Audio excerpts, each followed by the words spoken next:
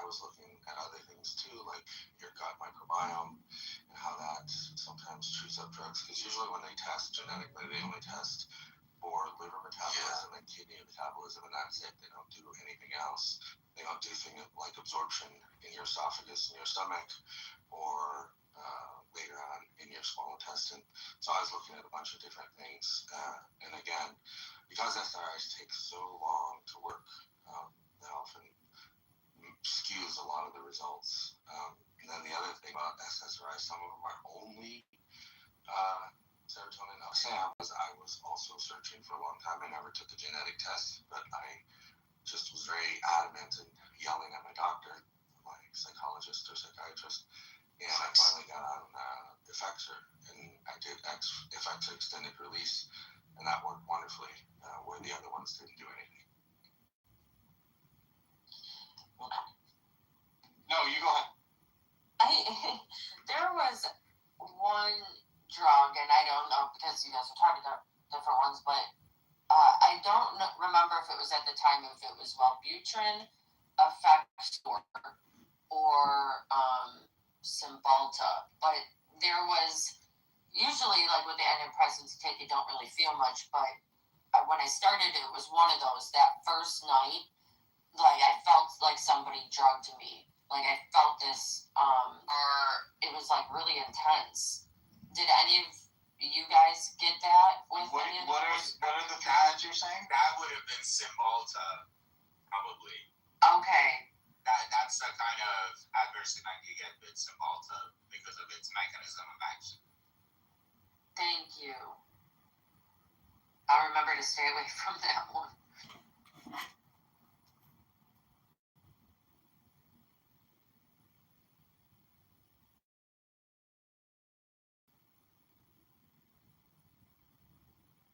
Dr. James, if you were talking, you're muted.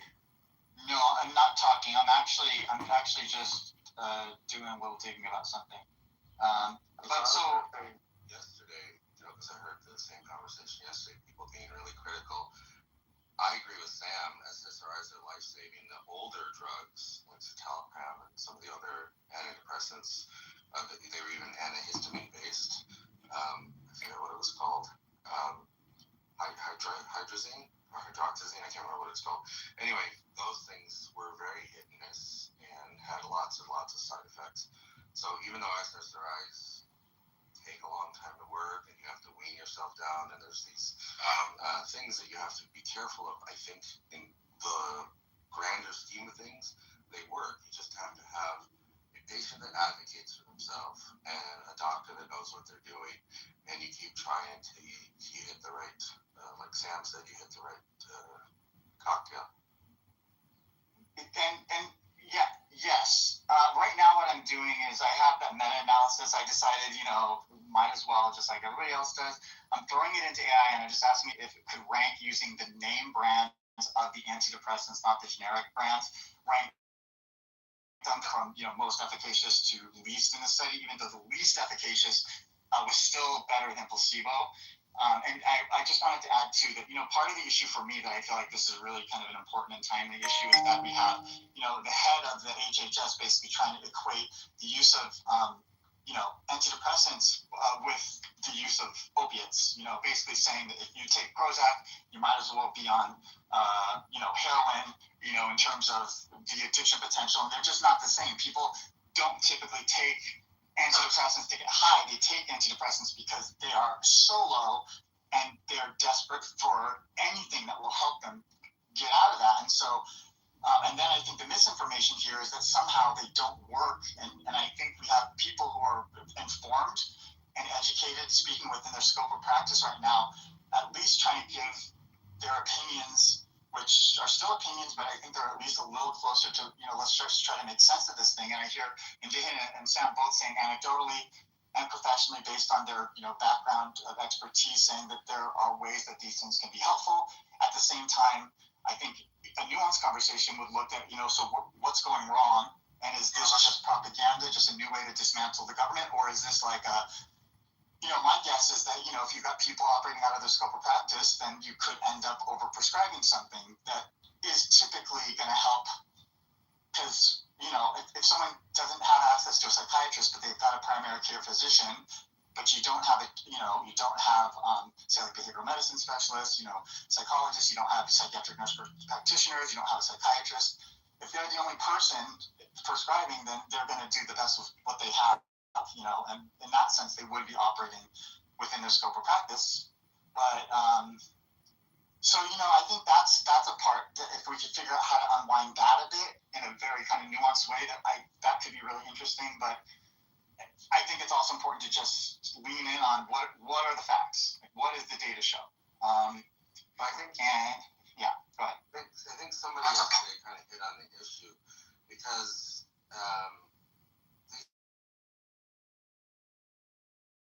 pharmaceutical companies and the government are usually pretty closely aligned, right? And so when I first started getting prescribed SSRIs, it was like 1996 or 94, I can't remember which, and they were just handing them out like candy, because the physicians get kickbacks from the pharmaceutical companies and stuff like that.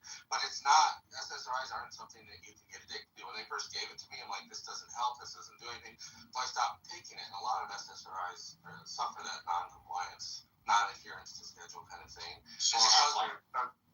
Because you have to take so long.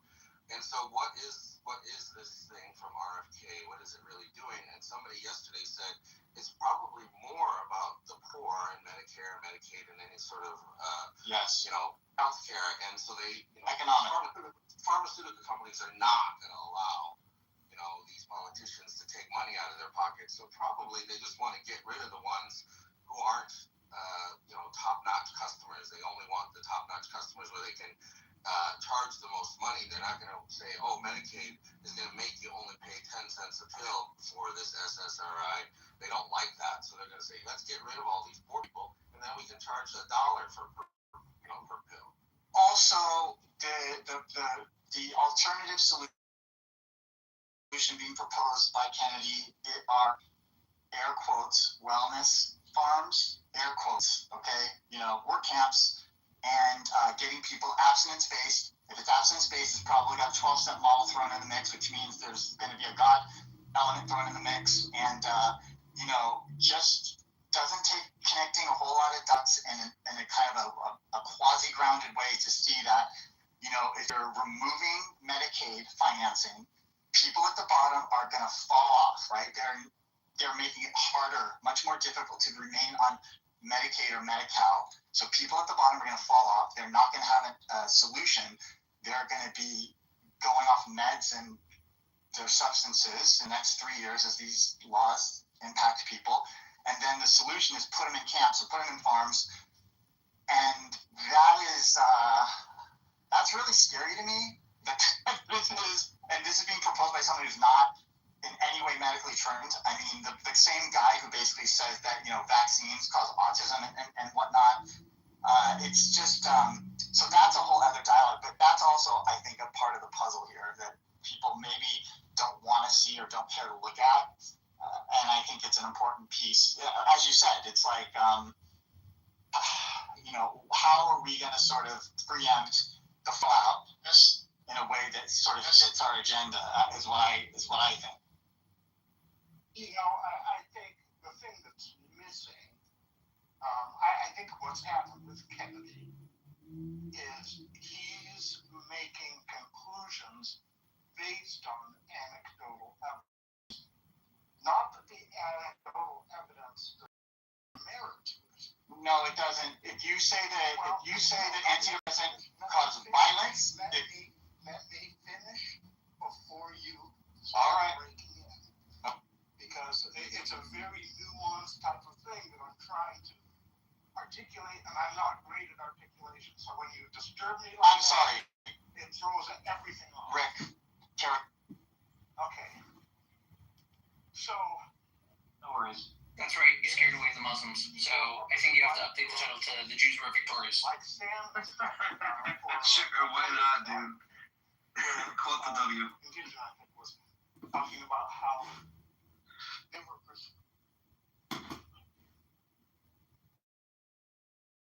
Rabboni Shalom, I haven't got to Fallon yet. Flawless victory.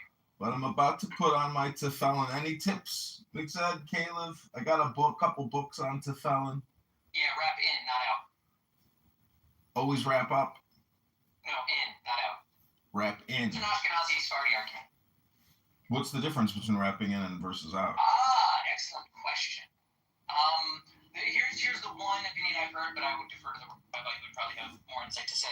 The distinction, as I heard it explained, is for the shel yad, the strap can either be tied such that it creates loops in which your arm holding the leather strap goes away from your body as it crosses the top of your arm, or comes towards your body. So you can bring the strap towards you, or you can push it away. And then the Sephardim, they push it away. They do it out. They do an outward strap wrap. And the Ashkenazim, they do an inward strap wrap. And the explanation that they say is it's whether the shel yad, whether the component of that commandment to affix to one's arm and know God's promise to care for the Jewish people and that there is only one God, whether that, the one on our arm, is meant to be a personal message towards us or an external message towards others. And as a result, the debate, the Sephardim were of the opinion that it was an outward wrap, meaning that the arm and the head were both external facing signs, whereas to the Ashkenazim, they were of the opinion that the arm was an internal, personal realization of the promise, and that's why it was internal and placed to the heart and is often under our shirt, whereas the head was the external message, and thus it was meant to be a total message that spoke both externally and internally, and that's the debate between the Ashkenazim and the Sephardim. And I was suggesting that you hold with the Ashkenazim and wrap in. I've never heard that explanation. I'd be surprised if that's like. That seems to me like. Oh, it's a midrash. It's a It's a midrash, right? It's a midrash on an existing custom that probably already existed. Well, I'll tell you this. In investigating the existing custom, that's a better question. You want to really be, honest. Go be legal. Go be anthropological. Figure out where the debate starts and why it exists at all. My guess is it wasn't a debate, right? Ashkenaz, it was Just accidents and then whatever. Yeah, I think it was just probably geographical custom and some, Could be, but at this point, it is a correctable error. Well, that's what I'm saying. I don't know that there's error. Even in the explanation that you gave, right? None of them are in error. Right. Neither of them are in error. Just expressing different interpretations of the legal system. Right. Right. Which, by the way, that is relevant. The multiple ways to review the legal system. So that's partly why I think the debate gets preserved. That we should think as to whether this strange commandment is two-part, both outward, and one is a head type and one is an arm type, which is more like focus on levels. Or if you want to say instead that it's like a twofold attack going outward and inward, and then that would be a different legal construct. And I think those are interesting debates worth preserving. So what I'm a little confused is when I look at my tefillin, if you do the outward wrap, how do you reverse the tefillin? Yeah, you'd have to pull the leather strap all the way out and then loop it the other way. Okay. But yeah, meaning any tefillin can go either way, but yeah, you'd have to unloop the thing first. Yeah. Well, it does. No, it does. The knot is tied differently. The knot is tied differently. If you want to get into it, there's a whole bunch of YouTube videos. They really help you if you want to tie your tefillin into whatever kind of shit. I don't hold by the square. I don't think that's true. And then go with the dalet. We can make a dalet. I have a square. I had a square. I changed it to a dalet because I got YouTube videos. The knot is tied down. My father had a square. His father had a square. I had a square. That's fair. Totally fair. So you're saying you're a square. You know what it does remind me of is the quote in the movie Dune when the Baron meets with the head of the medical on the planet, and he says to his son, he's like, "Who taught you how to tie it that way?" He goes, "Nobody. It felt natural."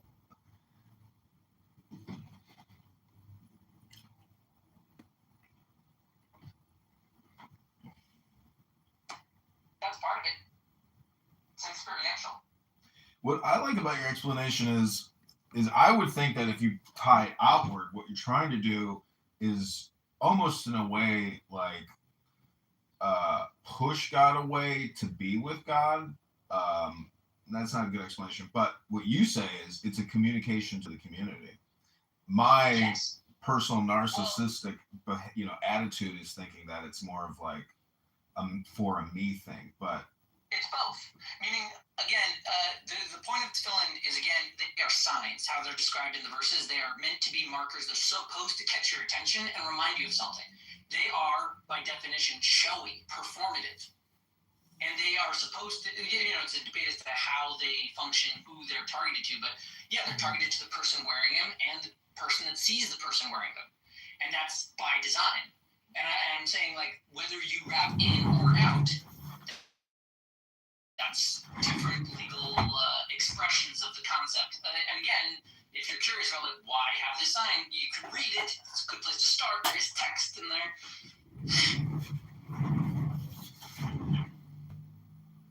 That would require work. I did see a YouTube video on how they make tefillin, and it's just remarkable how much work. It's a crazy process. Oh my gosh! I mean, it's incredibly laborious, and but there's a lot of processes like that, in all cultures where they do. Like I was watching a video how they make pig skins or goat skins for wine bladders. That was incredible. I mean, imagine, and it's so clean and perfect, and it's unbelievable. Yeah, just like a million steps to get to this final useful thing for whatever obscure purpose. Yeah, have you ever seen a goat bladder for wine? No, but I can imagine it. Bladders don't look that different from each other, do they? No, it's actually the whole body of the goat, and then they like cure it and plug it and tie it and double stitch and triple. It's an incredible process to make a bladder that produces wine, and there's only like a couple of people that do it. But it used to be a big thing. But I think it's interesting how goat and wine go together in terms of like storage and preservation and fermentation, etc. It's because they didn't have very many cows.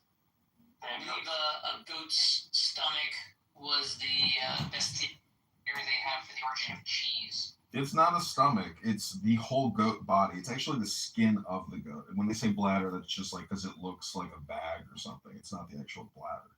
Okay, so you're just saying like they make a leather canteen. Exactly.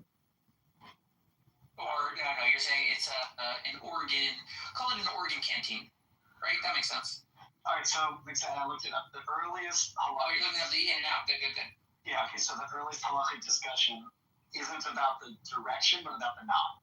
Sure, those are more important. That's why the other thing fell into custom. But like, when did that custom of in and out develop? So that was just a very old custom. The source that talks about it, that's the oldest, is the Beit Yosef, who's quoting an earlier somebody named Mahari ibn Chaviv, who I've never heard of. And then it's discussed explicitly in the Biur Halacha on the Shulchan Aruch, but that's like very, very late.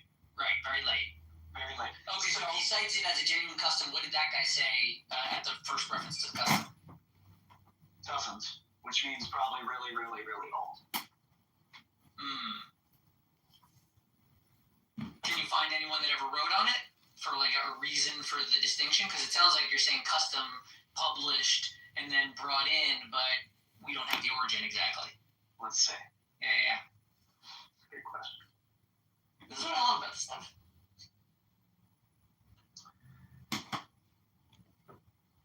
Are you following?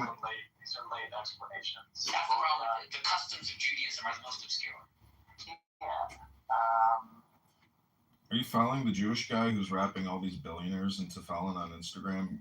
He's a Chabadnik. Yossi is his name. I can't remember his name, but No, but that sounds like a very Chabad-y thing to do. That's just like Chabad meets freaking TikTok, because that's the world we live in now. So when you say rapping in, that means the strap is coming through the hole towards you at the first rap, not... Yeah, exactly. It keeps coming towards you every time. Okay. That's the Ashkenazi way.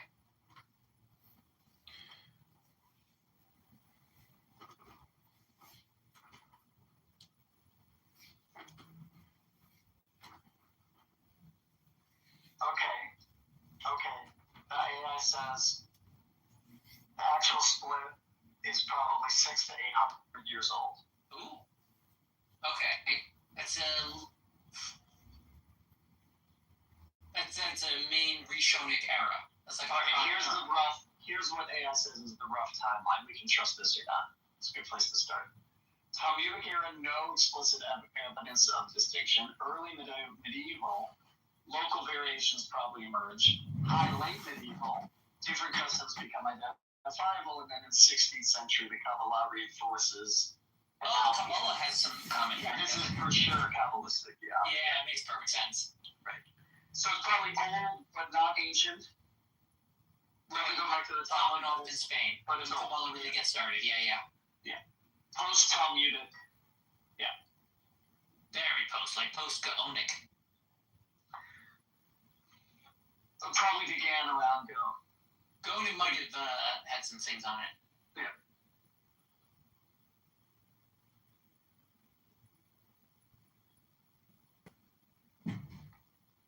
So do you rap on the left arm, right arm? Because on the Kabbalistic chart of like the body parts. Whichever arm you write with, use your other arm. Okay. So a left-handed writer who uses his right arm, is there any significance, in the left versus the right in terms of like good versus You're evil? using your weaker hand. But if It's harder to rap with the weaker hand. Use your. Good, nice, simple, pragmatic, quick answer before the Kabbalist types their way. But yeah, meaning if you're going to do the rapping, use your right hand for the rapping. Use your dominant hand to do the work, and the other arm can just sit there. So It also has to do with, if I'm remembering, what hand you wipe your butt with. Oh, really? Yeah. That's their measure, really? They couldn't have thought of baseball. They couldn't say you throw with, write with. They're sitting there in yeshiva writing all day. They couldn't say the finger you use to hold the place. No, wipe your butt. That one? Okay. There's a commentary there, very clearly. That was selected. So I'm looking at the Amidah affirmations by Reb Zalman, and it says that the right shoulder is Gavura, to see me through trouble and lead me to redemption. The right hand is Hu. I support myself on the pillar of Hod, making order in my life, gathering all the forces from dispersion and setting them in the blessing. Save it for the Kabbalah Center, all right? Mail me a khamsa. The left side says, I invoke the abundance of chesed to bring me atonement. And then the left hand says, Netzach, channeling to me all manner of blessing, prosperity, placed at the disposal of the redeeming Mashiach, unfolding to witness the Shekhinahs residing in Zion. The Shekhinahs residing in Zion.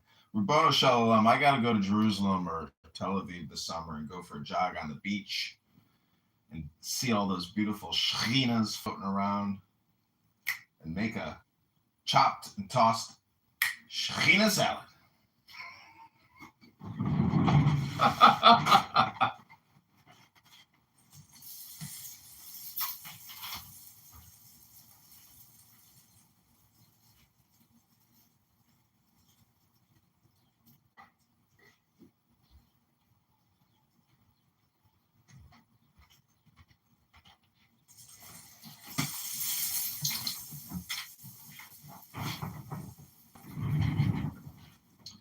Well, Ribono Shel Olam. Yes, I'm here. What's going on, dude? Nothing. I'm wrapped into Felon. What? What are you doing? I'm wrapped into Felon. The fuck is that? You don't know what Tefillin is? No. Oh, let me PTR it for you.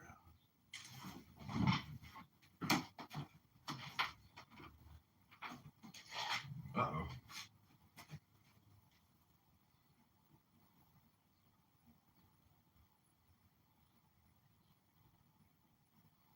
What are you doing today? Hearing a song.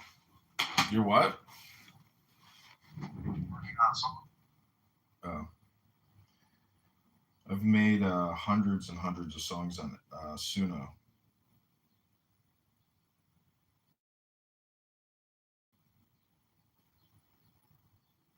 Yeah, nice. Doing something with my acoustic guitar. I've got an acoustic, an electric. I've got this weird like table guitar from Korea.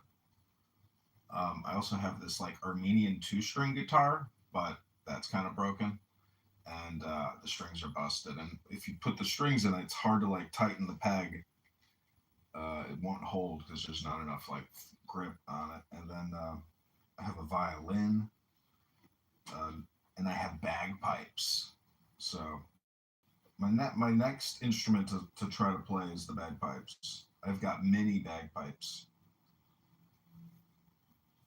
But I play the flute so much. The flute seems to me to be like a very good instrument for you know, like essentially getting good at like rhythm or flow or beats. It's like it doesn't require, it's not sophisticated like a guitar, it's like complicated to play a guitar, but a flute kind of is just like the bedrock of music notes, etc. It's like a good way to branch off into other instruments.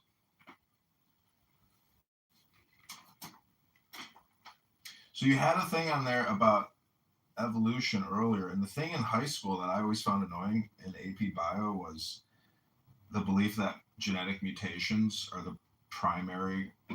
one of the primary reasons for evolution. And I was always like, well, not every mutation is good. So what is it, like 51% of the mutations are good, and that's what's resulted in our chemical soup today? There's just no, like, maybe I could Google this or AI it, but John, that one part was like a big assumption. Baby from another retard baby. You see where I'm going with this? Like, that's kind of like a funny way, or in other words, of putting it, like the whole genetic mutation thing. They can't stand when I fucking say that.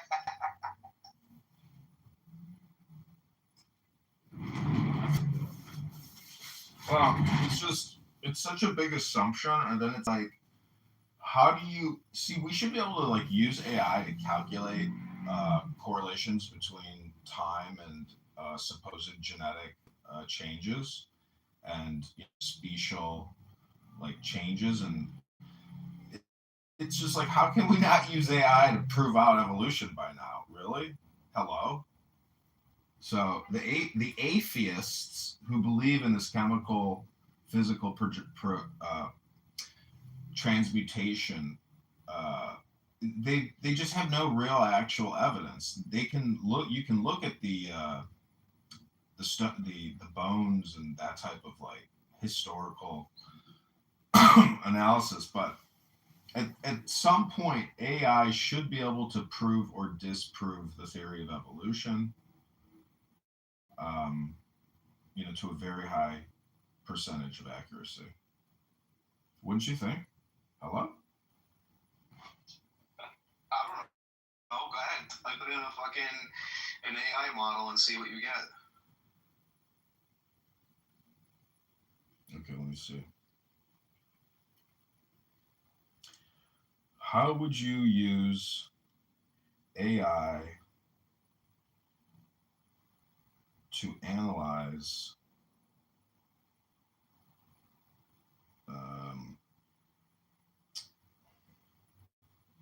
time, genetic mutation, and correlate the probability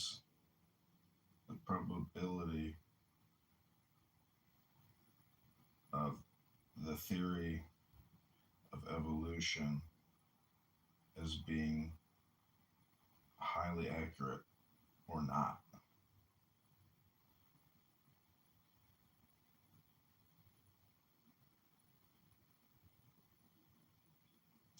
My kitty had those too.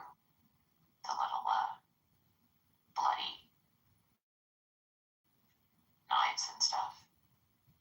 Cat toys. I love those. Yeah, they're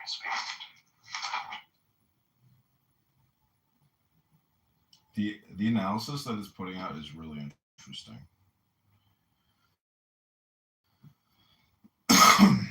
It's gonna take maybe 50 seconds.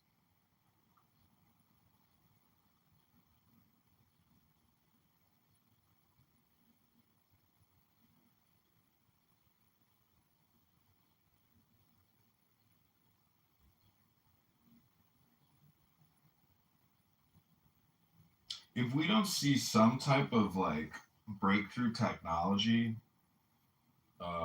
because of all this AI investment and AI platform, etc., then we'll know that like we are beyond what we are even capable of programmatically creating.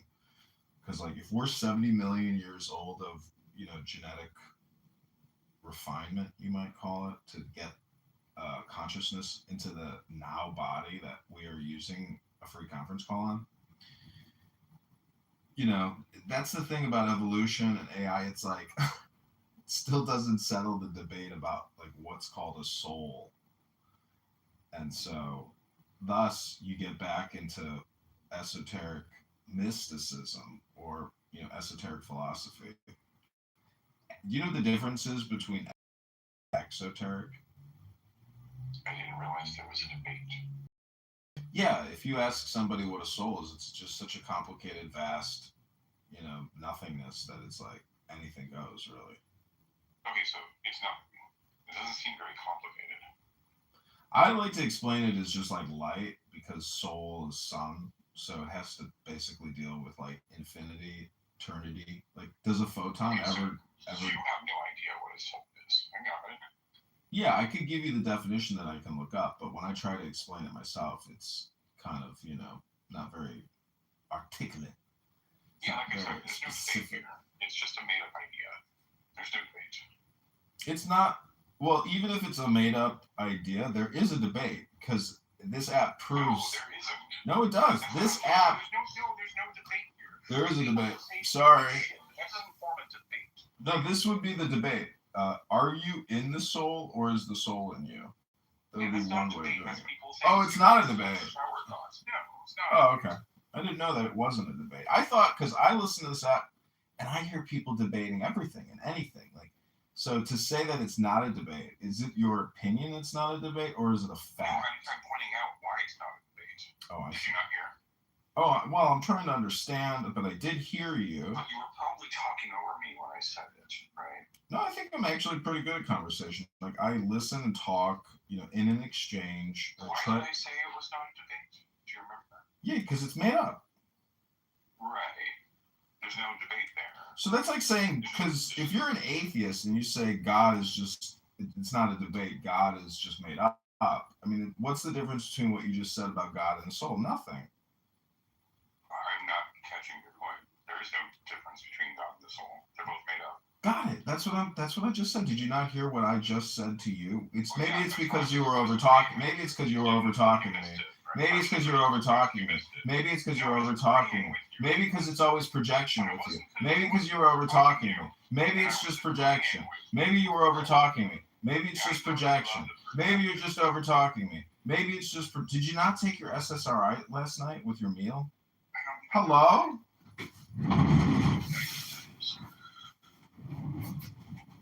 You don't know what an SSRI is? Because I'm in another room right now called Let's Walk Together, Majestic Mondays with Dr. James. And they're talking about SSRIs and how it, affected them and how supposedly how much more happy they are. But, in this room, we've discussed God and things related to God and the things that people do. But in Dr. James's room, they're talking about Robert F. Kennedy and his campaign for de-prescribing antidepressants. And they have such a hatred for Kennedy.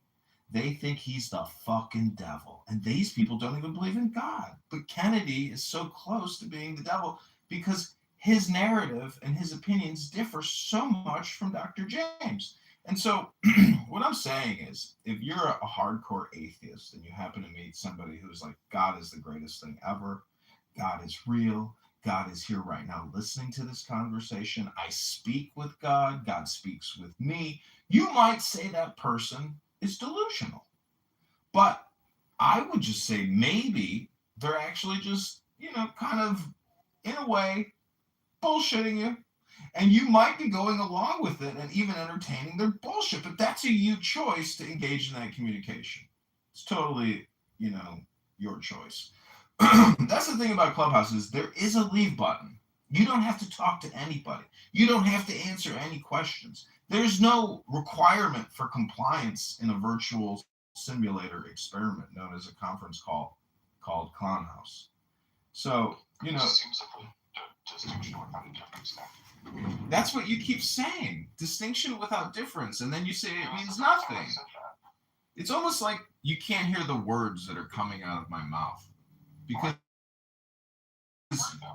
oh, you heard everything? And you were over talking me so many times and then reminding me how I was over talking you. What are we even talking about? What is the point of this open discussion? Did you get lost, John? I'm right back where I started, in my office, surrounded by books, and I keep saying, oh, for every 100 people out there, one book is worth at least 100 people. What does that mean? It means that people's opinions are worth so much less than the audiobook that I would prefer to be enjoying than maybe listening to some of the people on here. Okay, let's get back to what we were talking about. Using AI to analyze time scales, genetic mutations, and to assess the consistency and thus high accuracy of the theory of evolution involves a rigorous data-driven pipeline.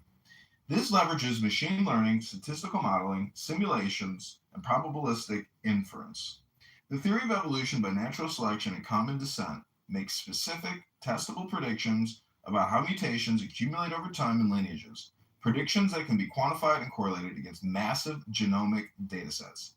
AI excels here because genomes contain billions of data points, and evolutionary processes are stochastic, yet patterned, e.g., neutral mutations accumulating like a molecular clock, modulated by selection. Here's the step-by-step methodology I, as an AI, would use, grounded in established biological tools and techniques. This is not speculative. Similar approaches are already used in phylogenomics, population genetics, and AI-accelerated bioinformatics via tools like transformers for DNA sequences or Bayesian phylogenetic software. Number one, data collection and pre-processing, AI-driven integration. Gather inputs on time, mutations, and genomes. Query genomic databases, the NCBI GenBank, Ensemble, and 1000 Genomes Project for whole genome sequences across species. Extract fossil-calibrated divergence times from paleontology databases and direct mutation rate estimates from pedigree/trio sequencing studies. Use NLP and data mining, large language models, or specialized extractors. Scan scientific literature to compile mutation rates, generation times, and divergence estimates. Handle uncertainty by building probabilistic datasets, i.e. distributions rather than point values. Key variables model, time, T, geological fossil divergence times in years or generations. Mutation rates, per base pair per generation rate, typically 1 to 1.3 times 10 to the negative 8 for humans from direct sequencing. Genetic divergence, observed substitutions, indels, or structural variants between orthologous sequences. AI pre-processing. Align sequencing using tools like MAFFT, M-A-F-F-T, or AI-enhanced aligners. Filter for neutral sites less affected by selection and normalize for genome size, 3 times 10 to the 9th BP in humans. 2. Modeling mutation accumulation over time, molecular clock analysis. Core equation, neutral theory prediction. Under a simple molecular clock, expected genetic divergence between two lineages is D equals 2 times whatever, I can't remember that symbol's name is, times G. It's like M times G. This is a Poisson process. Mutations occur randomly at rate M per generation, or it's like macro or something, rate macro per generation. Poisson. AI enhancements, train regression or neural network models, Gaussian process regression or LSTM, divided by transformer-based time series models to correlate observed D from genome alignments with calibrated T across hundreds of species pairs. Account for rate heterogeneity. Use relaxed clock models via BEAST software accelerated by AI optimization. Oh, wow, beast software, where M varies by lineage, gene, or time due to generation time changes or environmental factors. Incorporate selection. Use machine learning, deep learning models like those in alpha mesency to predict deleterious versus neutral mutations. Then focus analysis on neutral sites for clock-like behavior. Number 3, simulation of evolutionary dynamics, forward and backward modeling. Monte Carlo / agent-based simulations. Use population genetics simulators implementable in Python with numpy / scipy or libraries like MS Prime to evolve virtual populations forward in time under realistic parameters. Start with ancestral sequences. Apply mutations at rate macro. Apply drift / selection. And track divergence after G generations. AI optimized simulations. Reinforcement learning or genetic algorithms tune parameters, macro, selection coefficients to match observed data. Generative AI diffusion models on sequence space can simulate plausible evolutionary trajectories. Scale it up. Run thousands of simulations in parallel to generate distributions of expected D for given T and macro compared to real data by summary statistics. There's a lot. There's maybe a bit too much more to read. I'll just read the head titles. Statistical correlation and probability inference. Number 4, hypothesis testing. Next is concrete example, correlating human-chimp divergence. Toy calculation can run via code. Structural differences. Next one is overall conclusion from such AI. Let me just read the overall conclusion.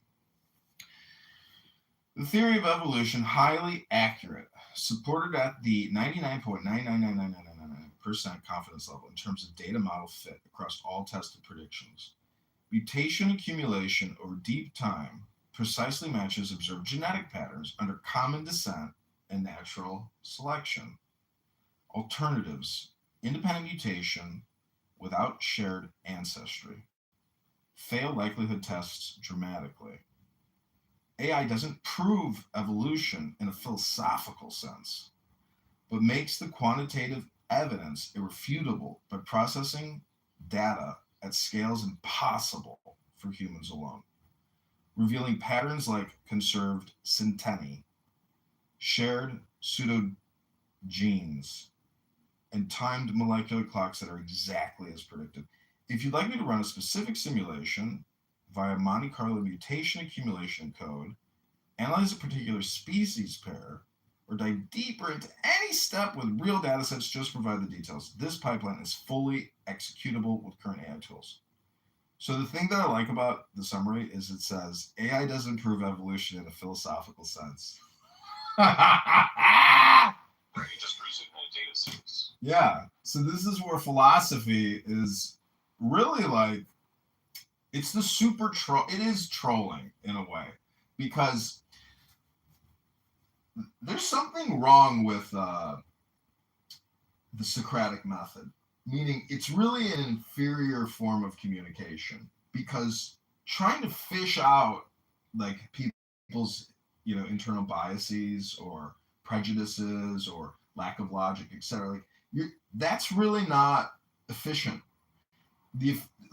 That is pre-internet, pre-AI. So really the Socratic method is dead.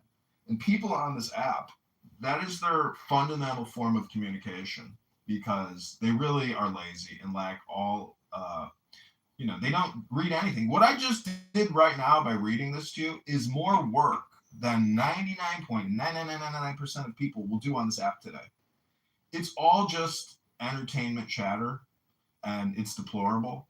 And that's why, as a Republican, Libertarian, conservative, when we are called deplorable by Hillary Clinton and those types of people who don't read books, because even Hillary Clinton, there was a picture of her on an airplane playing a Game Boy, and I wrote, she doesn't even read books. And you wouldn't believe the comments and the hate that came my way just by making that comment about Hillary Clinton. I got every single detail you could ever know about how intelligent Hillary Clinton was. Her college, her degree, her classes, her book, everything. they immediately came to Hillary's defense. So these are my morning statements. Hello. The whole time I was thinking that you were reading that is, first of all, it's an interesting afternoon of experimentation for me using my AI harness. I'm not sure I would use Beast. I would probably not. I'd probably use something. I'd probably just roll my own evolutionary framework. But then, like, you spoiled it. You got to the end and you just arrived at the conclusion. It's like, no, I wanted to actually derive the conclusion using the methodology that you were describing. You kind of spoiled it there. Oh, it's a little bit, too much to read. Just a little bit too much. Do you want the link? I wanted to. No, you spoiled it. Like, you told me how the movie ends, Oh, I see what you're saying. I don't need to watch the whole movie now. It all seemed pretty logical to me. I guess the thing that confuses me that it doesn't really touch on is, like, I want more detail. I guess I could ask you again about genetic mutation. Because, Regal here makes a snide comment when he says, so how does one R-word baby make another R-word baby? Because it's like, that's not necessary, because we're talking about large numbers and huge populations with averages, and there's going to be the bell-shaped curve no matter what. So I guess what I'm saying is, if we came from a common ancestor that, like, how, like, I guess, is religion saying that, like, when we came out of the trees, that was, like, the Enlightenment, that was the receiving of the law, like a higher level of intelligence is forming within the herd. So the herd expresses this higher level intelligence by giving it, X variable G, which is God. Because there's, like, the herd is trying to express what it's calling intelligence. Because I am correlating God with the highest levels of intelligence. And so I'm just saying, like, if you're an atheist, this is one way to understand how the group or population is expressing itself, by using maybe non-scientific mathematical terms. Does that make sense? Hello? Yo, John, what do you think of this graph? Is it kosher? I don't know, man. Charting, I think, is we've talked. I think, haven't you and I talked about charting and how it's kind of ridiculous in a way? I don't think we did the charting. Yeah, charting is like artwork, and it doesn't actually tell you the real situation. And people make all these inferences from charts that aren't accurate to the real situation internally at the company, and so it can trick you. Charts are a great way of getting you to make false assumptions and take action just based off of a picture, which is not dynamic. It's static in its time frame. So a chart picture, by definition, is already inaccurate from the consumer's perspective of trying to make an informed decision, if that makes any sense. You're already behind the time curve when you're looking at a chart. Check out the MACD, the bottom of the photo.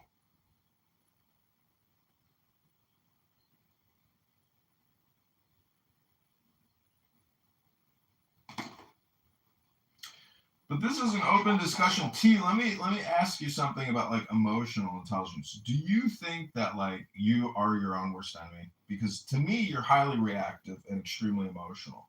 Now, you might get offended even at that statement. But what I'm trying to get at is that the brain is fully automated to respond emotionally, whether you like it or not.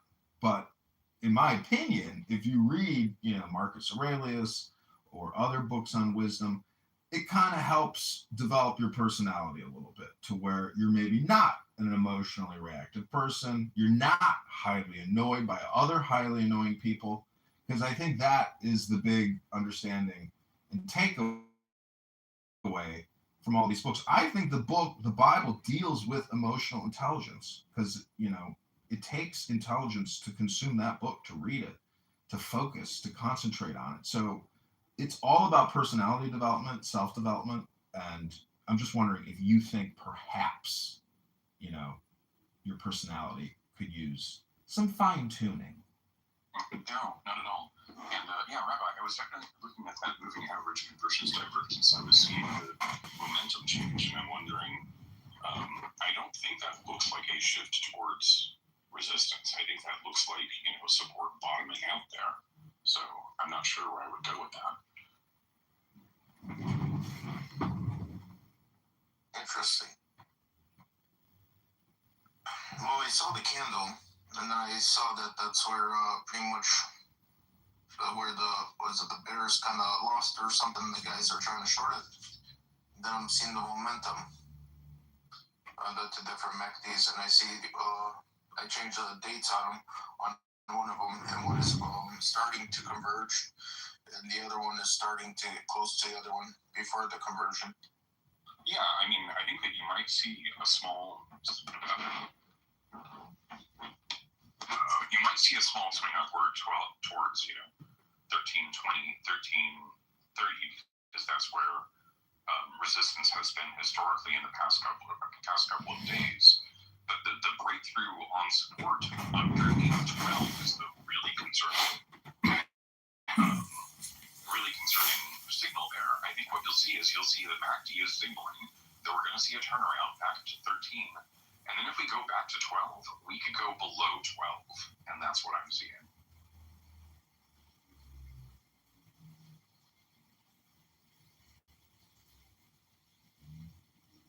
Yeah, it makes sense. This is one of them that I track. I track the CRML, and then I jump into the double leverage right when it looks like it's turning around.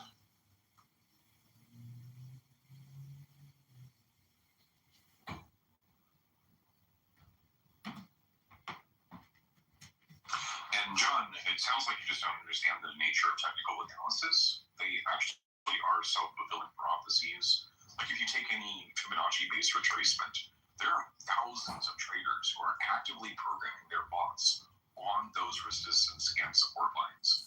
And so if the bots actually do trigger on those support and resistance lines, the money actually does turn around at those price points. Yeah, that makes sense. I'm not a programmer, and I'm a dumb person, so I just base everything off of intuition. And be great if I had a better education and my brain wasn't so R-worded out. If there was just only more time and patience, perhaps I could have become smart enough to have figured out manager and live my best life.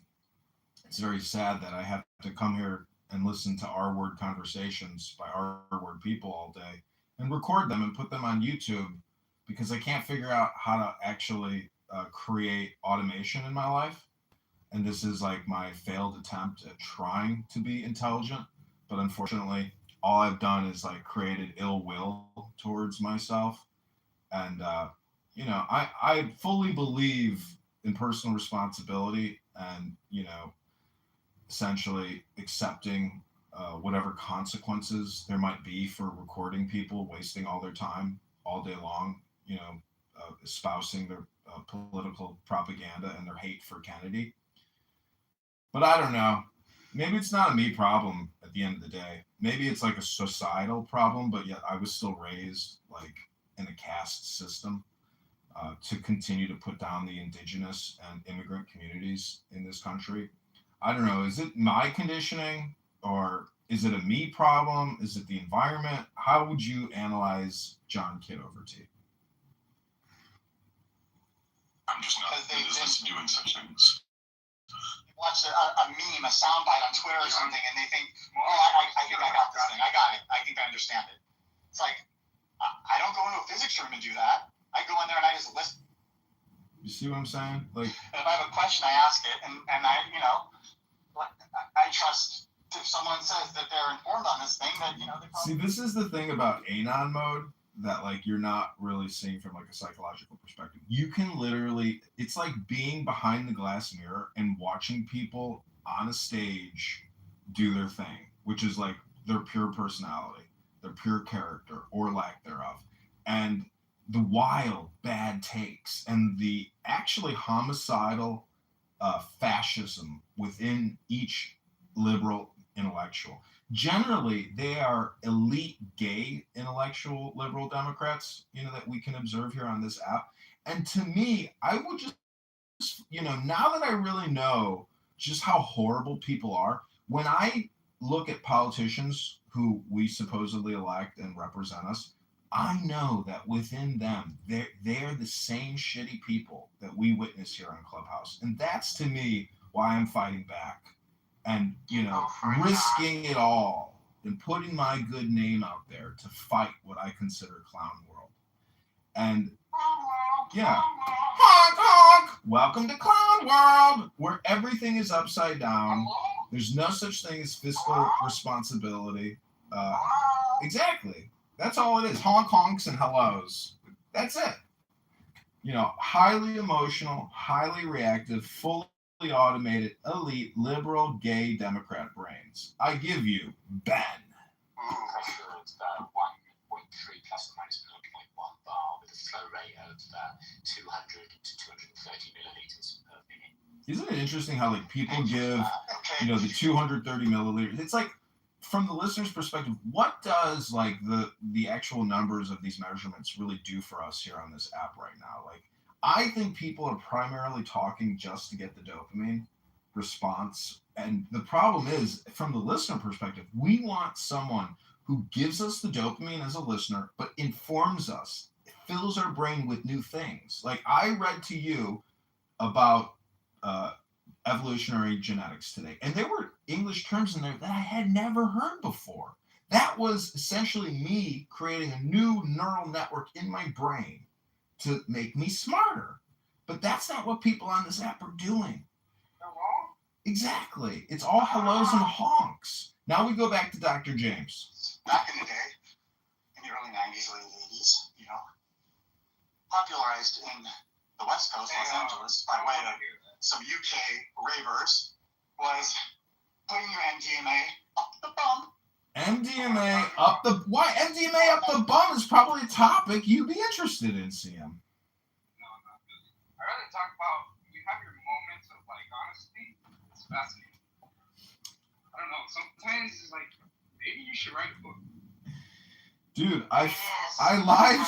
Joanna and I are actually publishing a book, but it's not about the book. It's really about the live experience. People don't understand that, I'm live on YouTube every time you hear my voice. There's no way that I would be creating sounds with my body unless I was recording it. It would be pointless for me to be speaking without recording it. It would just be like me in a black hole talking to myself. What would be the point of that?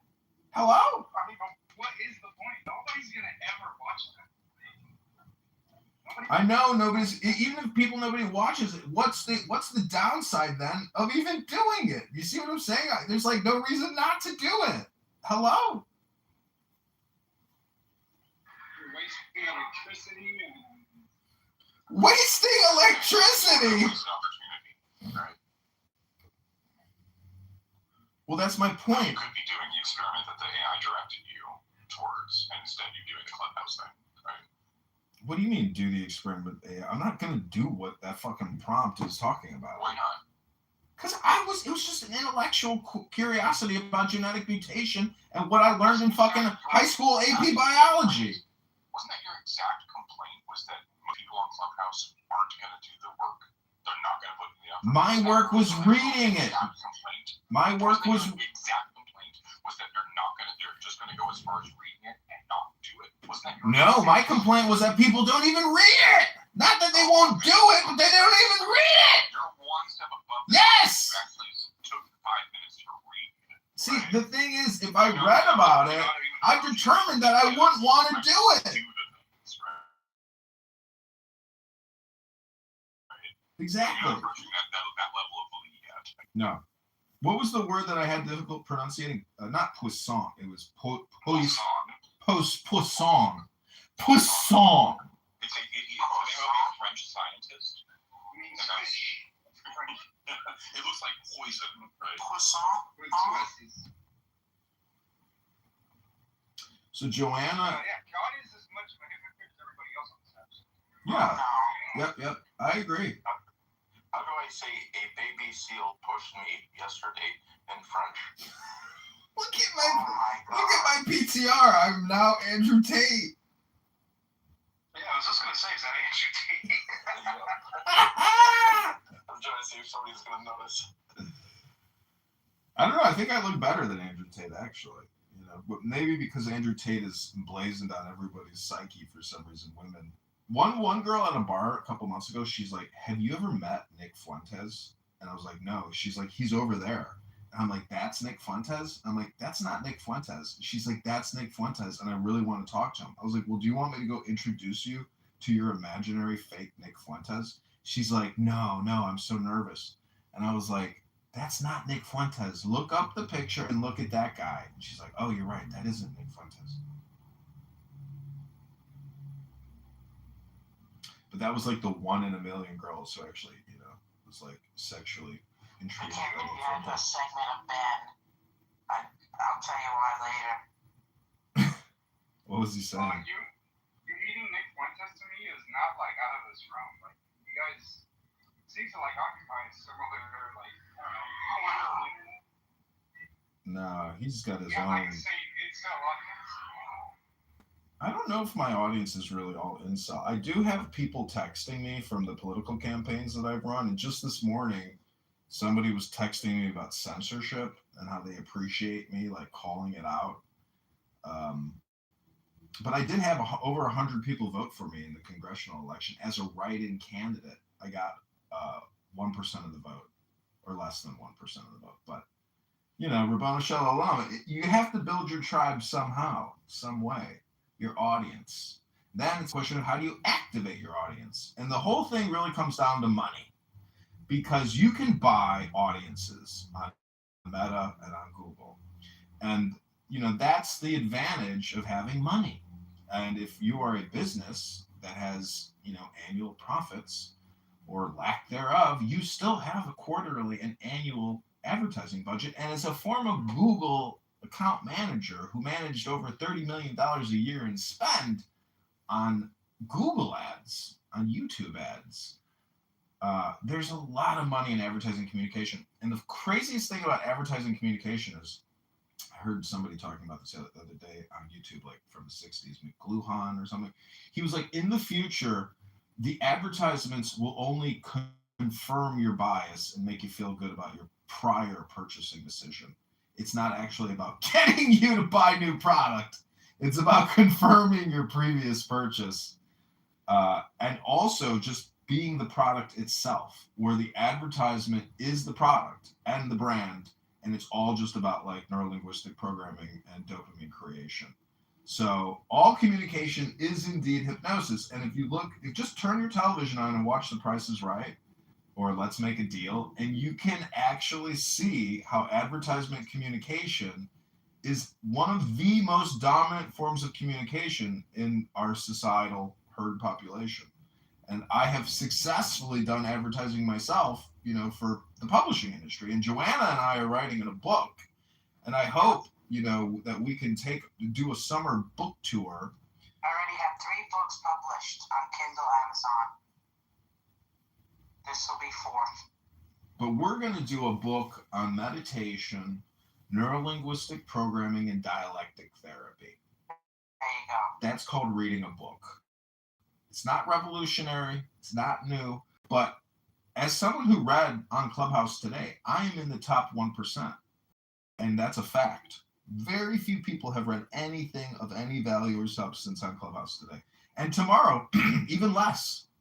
So we are living in a society where only less than 1% of the population even picks up a book and regularly reads something that is outside of their push-down communication paradigm.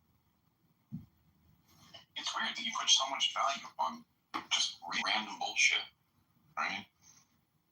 Like that's somehow valuable. Like just pick up a book and read it. That's actually valuable. It's valuable in comparison to listening to woke, liberal, elitist homosexuals on this app. Let's put it that way.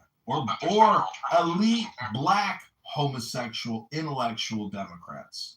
You see what I'm saying? There are Hello? Start there.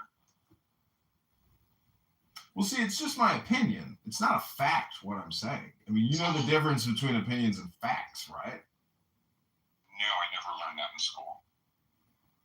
See, the secret about learning what the differences between facts and opinions are is that there's actually no such thing as a fact. There's only opinions. Hello?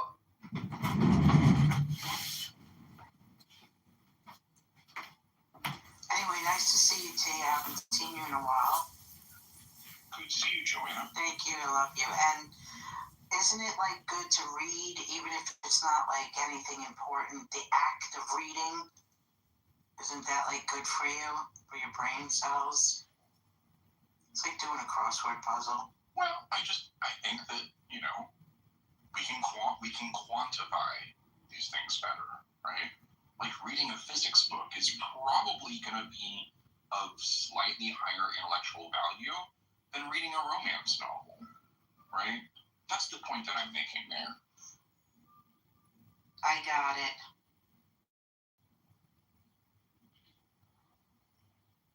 It's better than reading smut. How often do you get to use the word smut? Not often enough, you know? No, it's not often enough. Thank you. That's funny. I think it's an outdated word. You have to be over 40 to even have heard of it. Maybe. I just heard of it recently with these like smut romance novels. Yeah. Oh, you heard of it? Now you heard it again. To me, it's a brand new word. Like probably this year. That's funny. Sometimes you hear something, then you hear it again. How's the little kitten doing? Let me see his picture. He's doing amazing. So, CMNT, I got a question for you. Do you think you are what you say you are, or do you think you are what you do?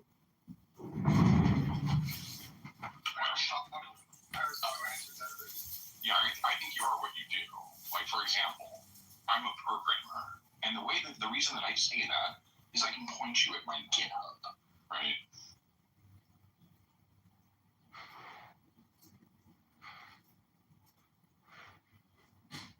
That is indeed a soft answer. You are what you do.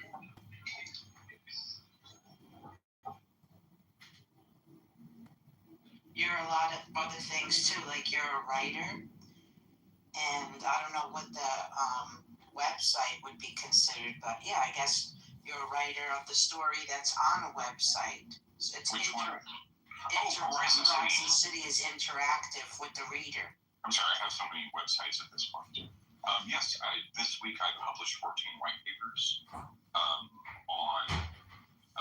host language semantics, and gosh, I mean the topics were really fucking deep, like really like deep topics. I'm really excited about the work that's being done. So I was thinking like, oh, were you talking about nefarious? Because that's where I've been published recently. I published a white paper and a policy It was paper. completely white. It was a blank page. No, I used AI Matu Meta, and the first comment was, next time you use AI to generate a policy paper, you should probably remove the AI software you used and not say that you wrote it.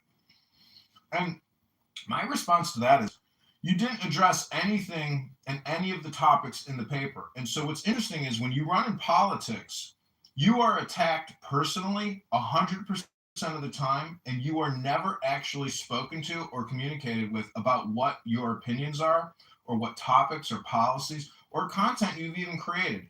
It's always ad hominem.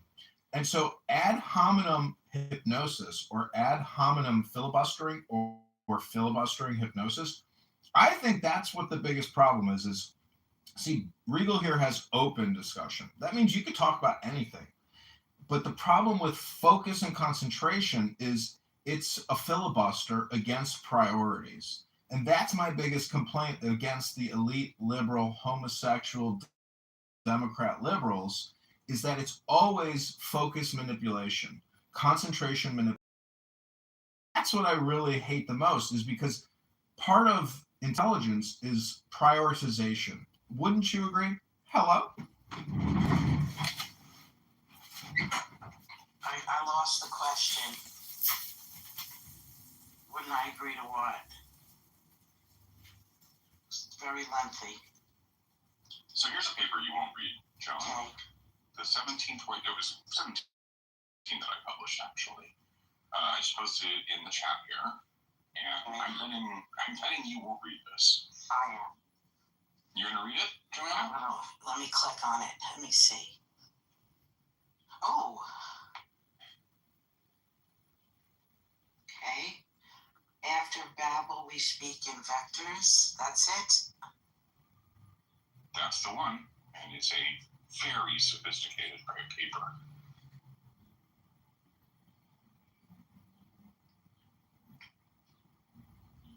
What it effectively argues is that I have developed a universal language for programming, such that all languages can be translated to and from it. And what this does is this allows us to port any language to any other language through my universal language. He went further than the dream. Around 16. He proposed characteristic numbers. Like this. Feels good on the brain. It's tickling my brain, T. I mean, he did something really cool, right? He said, assign a prime to each primitive concept, right? And since there's an infinite number of primes, there must be an infinite number of concepts that you can address, right? And then let those composite concepts be the products of the primes of the primitives' numbers, and let S's P hold exactly when the number of S divisible by the number of P. And the idea when it becomes divisibility, it's the right shape. It's a primitive by a computed value. And that's, identity is the primitive by computed value, and that's what my entire software pipeline runs on. Is it runs on content identities that close over the values and compress them down into a bounded space where you can address them as vectors. And so all programming languages become addresses in vector space. And they all point at the same vector, they point at the same address when they mean the same thing, right? So an if statement in Java is an if statement in C, is an if statement in, C#, is an if statement in C++, is an if statement in Python. They all point at the same vector address in my scheme. Cool.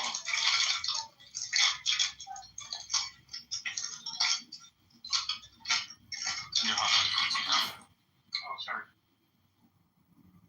But what that means is that I've used math to prove that I can solve for all programming languages and make them universal for the first time in history.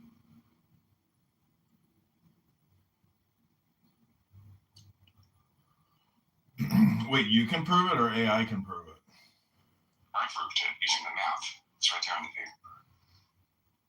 So would you allow me to submit your paper to Grok AI for analysis on... Please do. All 17 of them, right? Well, let me get a link. That's your link there? Let me do this for you, see what Grok... Because the cool thing... And then there's, I went to the 17th paper. The 17th paper builds on the 13th and 14th. So the math is introduced and then generalized in the 13th paper. Have you run it through AI? Yeah, AI is quite shocked at what it is that I'm actually doing here, and that I have the receipts for it. Like, it's not just, like, writing the paper is one thing, having the code base that actually does it is quite another, and that's what this code base is. Well, what I'm going to do is just ask for contradictions, contrarian statements, and what is this missing? Tell it to prove that the math is broken, right?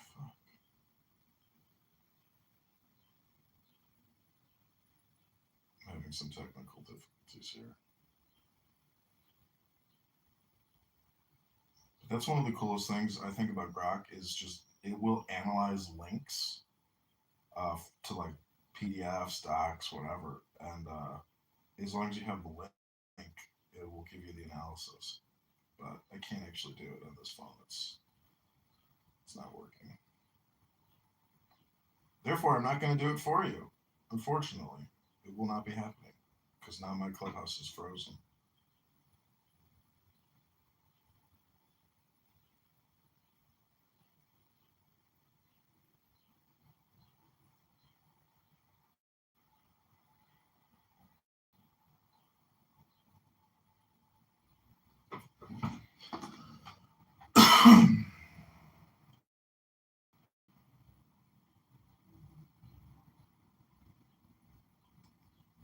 And so the reason I stand by this paper is backed by. It's one thing to say it in prose. It's quite another to show it language after language, time after time, receipt after receipt, over and over and over again in code, demonstrated right there in the repo. And so that's what that repo is.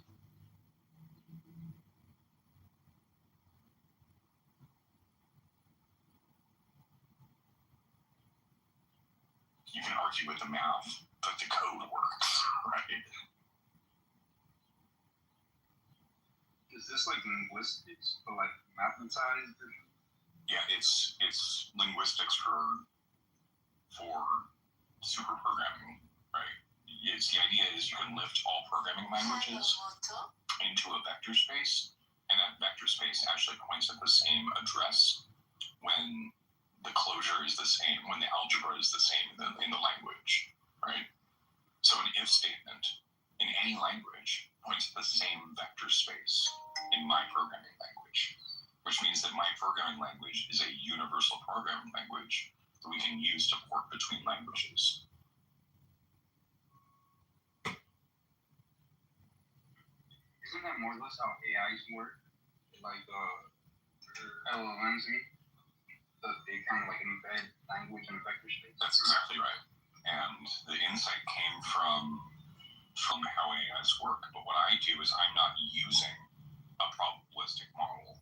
I'm using solvers. I'm using, there's not a single random number generator in the entire fucking project. Every single thing is based on this idea that determinism is king.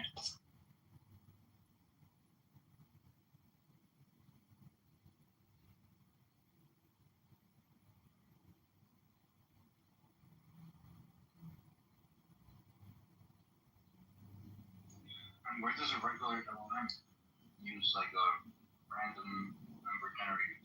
Like isn't it just being embedded in the vector space? Like each word like a norm? Every time you do an inference, you're passing in a seed, which is seeding the random number generator, and then your temperature is doing a selection.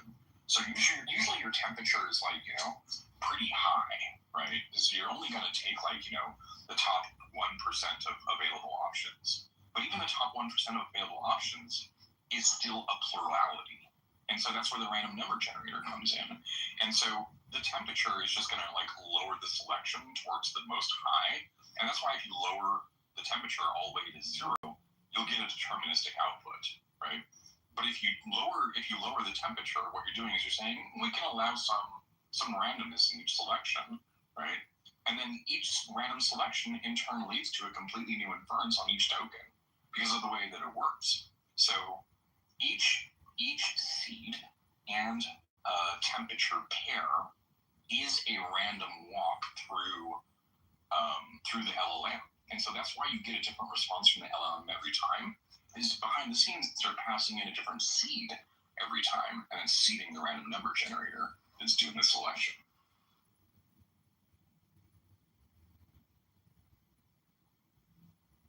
Okay, let me read to you. Norm, like vectors the norms, and then maybe there's some kind of probabilistic thing that is made for the predicting. Oh, what you get back is from your output, you get back to a vector space, right? And that vector space points at multiple addresses. And so what you want to do is you want to say, some of those vectors are going to be ranked very high, right? They have a high probability. Some of those vectors are ranked very low, and that's what the machine is outputting. Is outputting, 99% on this vector, 64% on this vector, 32% on that vector. And so, with a high temperature, we're just going to go with the 99 every time, right? But if you have 4 or 5 that are around 99, that's where the random generator comes in. And because the vector space is so drastically large, that's how you get a different response every time from the LLM. So if you type in the same prompt, the same LLM, you'll get a different response every time, unless you go in and you set the seed and the temperature to the same thing. So it's temperature to 0, seed to the same thing. You'll get the same walk through the LLM. You'll get the same exact output from the LLM every single time. Okay? You're just turning off the random generator, right? Okay, put the link in for the Grok analysis. These are there's further insight in the contrary opinions and context. It says skeptics of universal semantics. Many in PL theory argue semantics are relative to models and institutions. Gauguin are cited approvingly, but full pluralism persists. Not all computation fits neatly into one algebra. Interactive versus reactive systems and probabilistic programs. Practical programmers. It works in practice. See Python ecosystems. Often trumps formal unification. Content addressing adds indirection. Most prefer human-readable names and local builds. Alternatives. Unison realizes parts of this. Content-addressed code. Other approaches include semantic versioning, package registries, dependent types, proof assistance, lean, calc, or ML-based embeddings for similar code, contrasting the paper's exact hashes. Philosophical pushback. Frege and Kripke. Distinctions are debated. Rigid designators via hashes assume perfect canonical forms which embed modeling choices. Borges's library metaphor fits the vastness, but highlights incomprehensibility without good signposts. Then it goes on to further insight. Yeah, let me respond to all of that, right? So first of all, yes, that's correct, and that's why we allowed the algebra to float, because if not 0 and if are in fact different forms, and so they cannot be unified, right? And that's just like a consequence of the form, and so that addresses the first thing is not all of them fit in the same algebra. Correct. They all fit in the same universal space of different algebras, right? And then what was the second thing you said was that we prefer a human canonicalization. That's the whole point of the ORM, of the ORP rather, the Object Realizer Protocol, is to drop from vector space back down into human language space, right? And so that's the whole point, is not to actually write code in vector space, but to translate code through vector space. And as far as oh gosh, what was that last one that you cited? That was actually an important one. I agree, and what we are doing is we're pinning the actual model. We're saying these are all of the assumptions. These are all of the, we have the order in terms of arity. We have the terms in terms of the algebra. We have the contracts in terms of first order logic.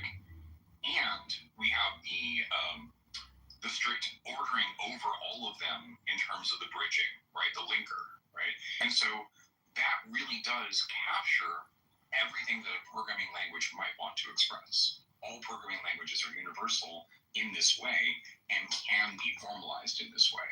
And so I agree with everything it's saying, and I'm just going to bite the bullet on all of those, right?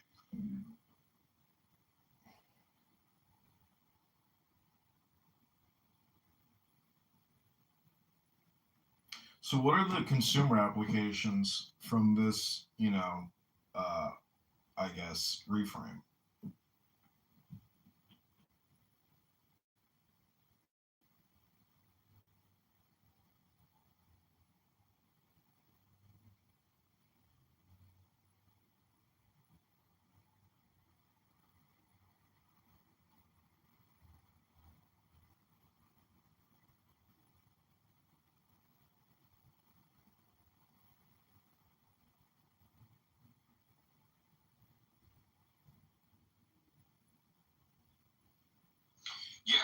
frictionless cross language reuse, automatic LSP enforcement at ecosystem scale, content distribution as first class artifacts, and reduced dependency hell is actually just saying like an end to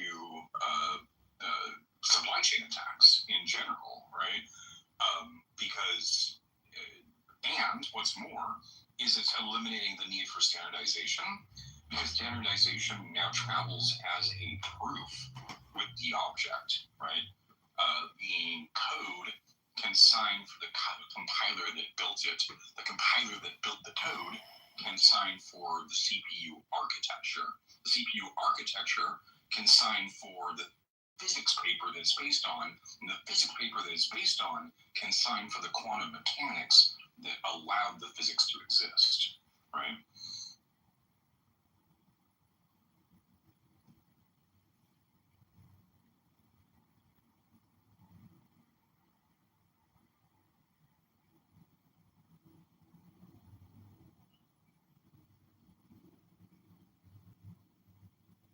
And by the way, the impact if realized part, that's the rest of the code base. The rest of the code base is dedicated to over and over and over in different languages realizing it. So it makes you talking about hashtags, or is that like some type of other reference to something else? No, hashes, not hashtags. Hashes are the content addressable vector space that I'm working in. The hashes. So, well, I was going to talk about how Elon Musk hates hashtags, but I honestly, I get it. But the thing about hashtags is there was this one like multi-billion-dollar startup. It was called, can't remember it anymore. But it was like the first like large hashtag website. And so all I'm trying to say is Elon Musk hates hashtags because basically you can use hashtags like in a subversive way. For like Adrian Dittman is his pen name. And so if you use the Adrian Dittman hashtag, like you can ascribe or assign content which is not flattering to Adrian Dittman. So I'm just saying that there are people that want to get rid of like secondary communication like paradigms or ways to communicate in order to shut down dissent or criticism. And it's amazing how you can actually like emotionally impact the biggest oligarch or billionaire on the planet, Elon Musk. And you can actually listen to him literally on Clubhouse, meaning that he's on X Spaces every Friday, Saturday night talking underneath Adrian Dittman. And if I challenge you to listen to Adrian Dittman on X, because when you listen to him, you'll realize, oh my God, this is the richest man on the planet, and he sounds like your average, everyday Clubhouse user schmuck. How is this guy worth 800 billion leading Tesla, SpaceX, XAI, like as, you know, the CEO? See, a CEO today is really not like what a former CEO was like in the hierarchy structure. Now you have all these doctors and executives and like it's a huge smorgasbord of an organization, so big and vast. It's really in the same way that you exist in conjunction, you know, to your federal, state, and local government and all the corporations. It's micro, macro, but when you have 800,000 employees, that is literally like its own country in a way. It's a very unique herd of individuals working towards, quarterly revenue growth and achieving, core responsibilities and operations. So anyways, I only brought it up because of the word hash, and there's other things that the word hash is associated with, not just software and development. And, if you're a doctor of science, and you are a computer software engineer and you understand all this complex coding language, well, I want to see some breakthroughs. I used AI this morning as a layman to look up topic materials that I have no interest in. But T here, amazing. This is how the universe works, is it connects you with what you're actually looking for randomly. But it's not necessary. I don't think it's random. I think it's, not just mere coincidence. But T, what do you think about that? That like how did you walk into? Well, you were. It's really because Regal had a title about mutation and genetic evolution, or just evolution versus God, or something like that. But Yeah, I mean, I know Regal, right? no, I get it. But I'm saying, don't you find it interesting that this is like what your white paper? Oh no, it actually has nothing to do with your white paper. You're a fucking software developer, right?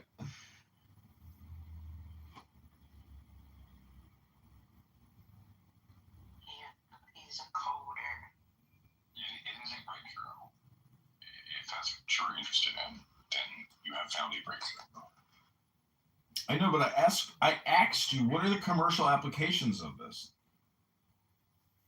Oh goodness.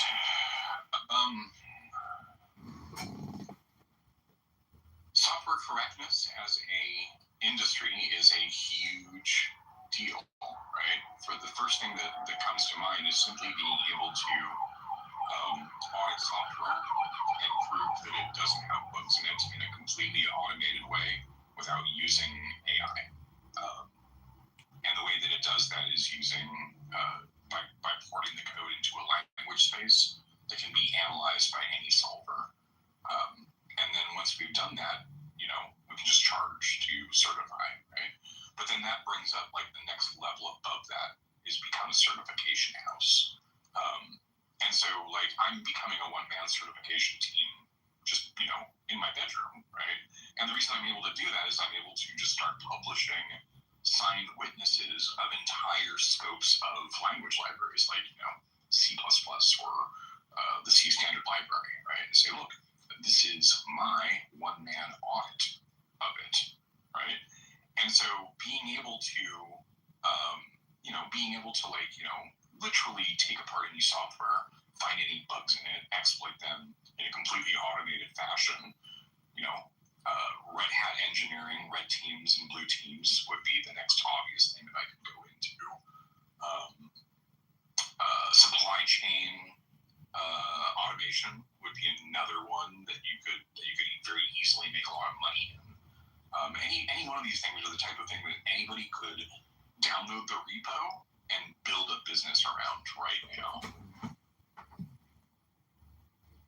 So do you think you could compress that into one sentence? And what would you name the company?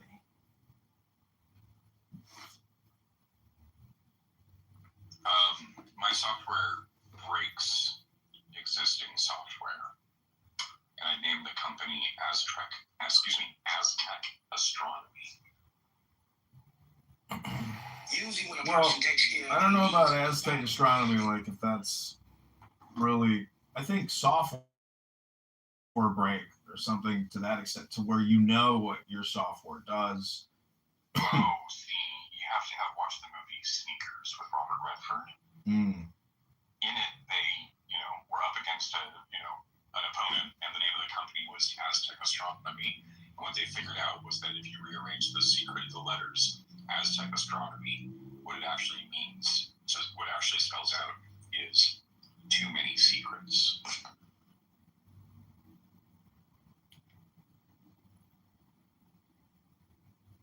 Wait, where's the Z? If you rearrange the letters, it says too many secrets. ASTECH. Wow. It spells, and then if you rearrange letters, it spells too many. Wow. I love codes like that. That's what my software proves. It's too many secrets. Wait, but Aztec has a Z in it, right? ASTEH. Oh, Aztec with an S? Yeah.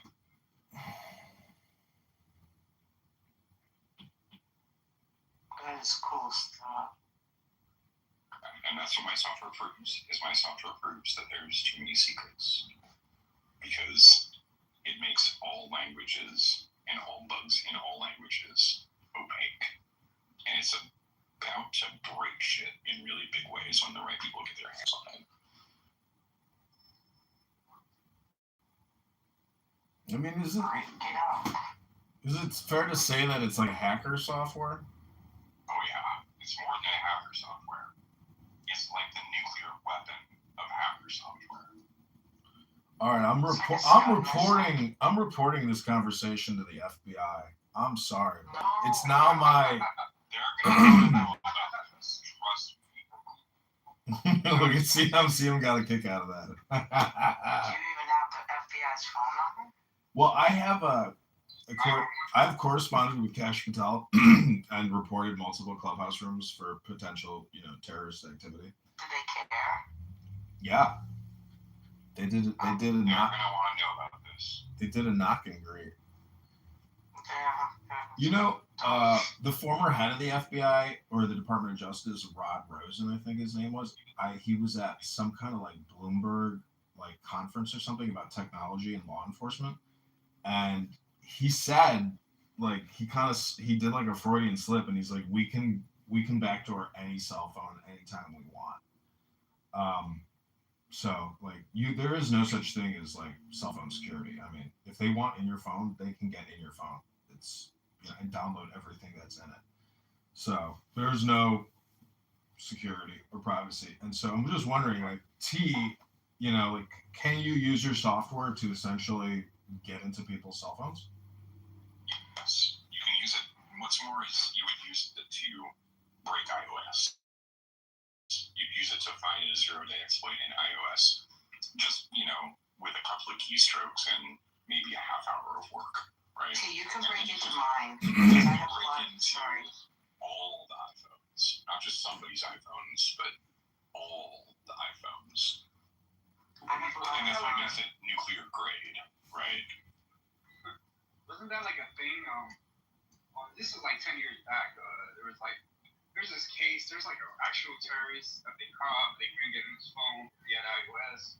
So now didn't the government force Apple to add a backdoor or something? Yeah. And what this does is this finds those backdoors in a completely automated way, in a way that's really quite scary. I thought the government forced them to make a backdoor, so They did, because 10 years ago this didn't exist. I just mentioned it. Well, I'm not talking about finding backdoors. I'm saying they already Apple had to add a backdoor in case the government forced. Because they couldn't find one, right? Yeah, they couldn't. Exactly. Yeah. But I thought Apple built them. They did. They were forced to. Yeah. Yeah. No, this found. I pointed this at the Linux kernel. It found 14 different root exploits right off the bat. All that's required is local access. I'm sure John is very interested in breaking into games right now. No, I mean, I'm thinking I'm always thinking about how would you package this and sell this as a SaaS to consumers or something, or to, law enforcement, or the government. And, the truth is these types of hacks are already out there, and lots of companies are making lots of money doing it. And so that's why I say, to claim that you've discovered and created something when, in my opinion, all you've actually done is hypnotize us, through a conference call about nothing, and we're all going to go on our way after this call. I would just encourage you to, I'm going to go to your website. What is it? Horizon City. Is there anything about your research or anything that I can? No, that's just my fiction. I already linked you to the actual research. That's what I'm saying. Is I've said this several times now. It would be nothing if it weren't a repo full of code demonstrating it in reality. Mm-hmm. Well, I like to think that Clubhouse could be used for actual business relationships, launching businesses, actually running the business on Clubhouse, meaning it's total supervision in terms of how people are spending their time in the shared collective corporation. That's, I bought an AI wearable that has recording, AI story mode, and audio recording. It's called Loki. You can look it up, Looki. And the app is incredible. It creates storyboards for you, suggestions, analysis on your life. It's an incredible product, and it costs over $200. And it's I would consider it one of the coolest gadgets in my arsenal of gadgets. And so I'm just saying, like, you know, I don't have much faith that people will ever use Clubhouse productively, whether that's education or, you know, business management. But technically, I said to somebody yesterday that in the future, everybody will wear an AI wearable. And technically, what the police are wearing with these body cams, I think eventually society will actually require everyone to wear a body cam. And privacy will be completely eliminated, even more so than it already is. And it will be expunged completely because of security and because of really, you know, what's coming down the line. And have you seen Minority Report? Yeah. There you go. That's just dystopia. It's not dystopia. It'll be total credibility in how people are spending their time. Because Clubhouse proves from an observational perspective that people are wasting all their time. All the time. The freedom to waste time every now and then. Well, actually, have you seen George Lucas's film THX 1138? No. I know it. I think I watched it. I was really high. I don't remember it, but I know that weird dystopia. Well, it's a completely controlled society, and it's all done through medication and programming. Medication? Yeah, let me get you the link. But what's so amazing is that, like, the two genders unite, man and woman, and they wake up from their somnambulance, from their sleepwalking. And I think a lot of people on this app are sleepwalking. But it's like Black Mirror. I think you're back to projecting now. Back to what? He's back to projecting. Projecting. Yeah. CM, you're hot micing. It sounds horrible. CM, what are you doing? Guess what I'm doing today? What are you up to, Joanna? I'm crocheting a beautiful pouch, like an Indian style pouch. Neat. Yeah.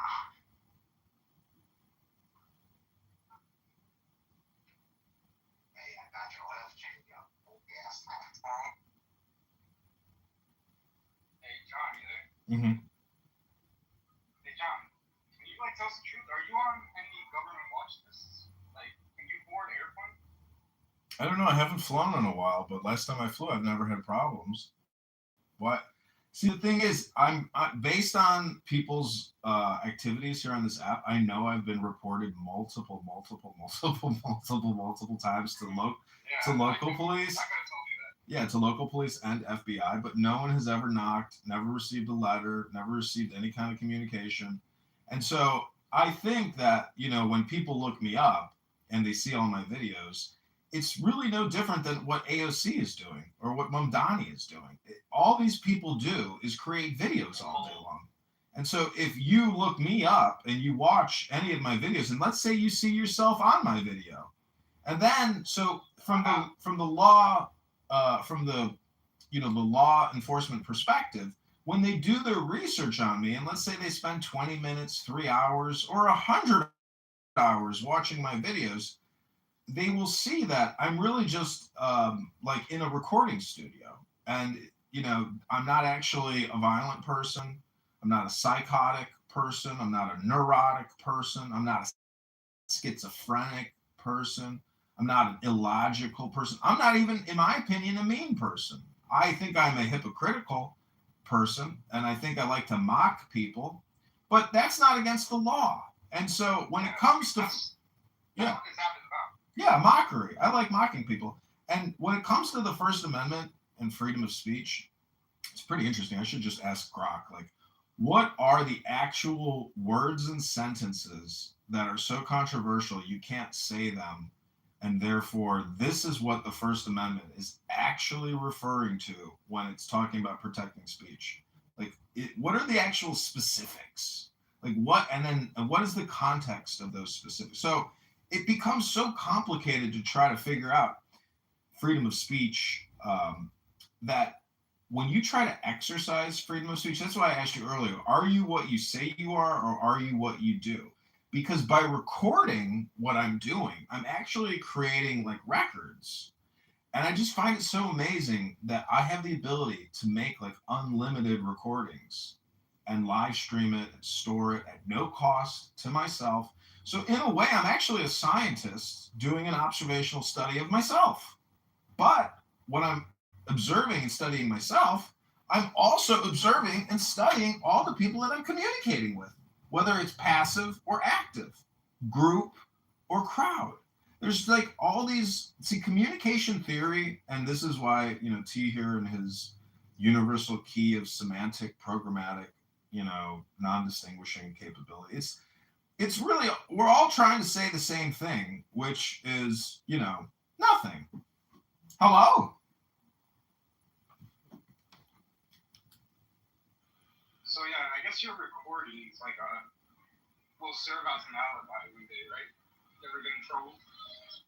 Yeah, and so see, the thing about cognitive security is that when you give up your privacy, and I mean really give it up, and you give it away, it gives you a power, and that power is security, because I have actually, alibied myself completely and entirely, even at this moment. But it's not really about an alibi. I think it's really all about personal, self-development at the end of the day. That's like, to me, the real frame.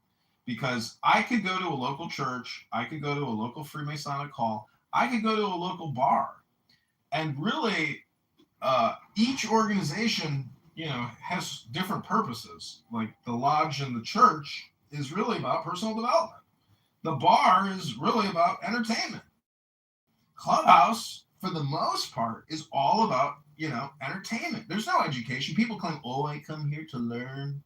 I've learned so much here, and I'm so thankful to all the people here that I've learned from over the years. And these people are the worst amongst us because they don't actually read anything. They don't, yeah, they're the worst. That's pretty funny, man. I hear a lot of that, man. I do. I really I hear a lot of that. I mean, I agree. It's mostly entertainment. I've learned a thing or two. Really, mostly, I'm thankful for like the people I've got to meet. I've spoken to like random people from. Are you fucking dumb? You just got done saying that, and then you walk into a fucking the cartoon that steps on a fucking rake, and and the pole smacks him in the fucking face. He just got was you listening to him? He just got done saying that, dude. What you doing? I'm so thankful I met all the people on here. Some people I would have never spoken to in my regular life. I talked to people from like fucking Vietnam that have like the weirdest life, like completely differently. And these are people I would have never talked to in my life ever. So like I think that's pretty good. Yeah, I'm not saying I'm fucking like this is my education. Yeah, the people that say they're here to learn all the time. I've learned a thing or two maybe. I don't know what else. Besides that, it's mostly entertainment and then a little bit of meeting some interesting people you would have never met otherwise.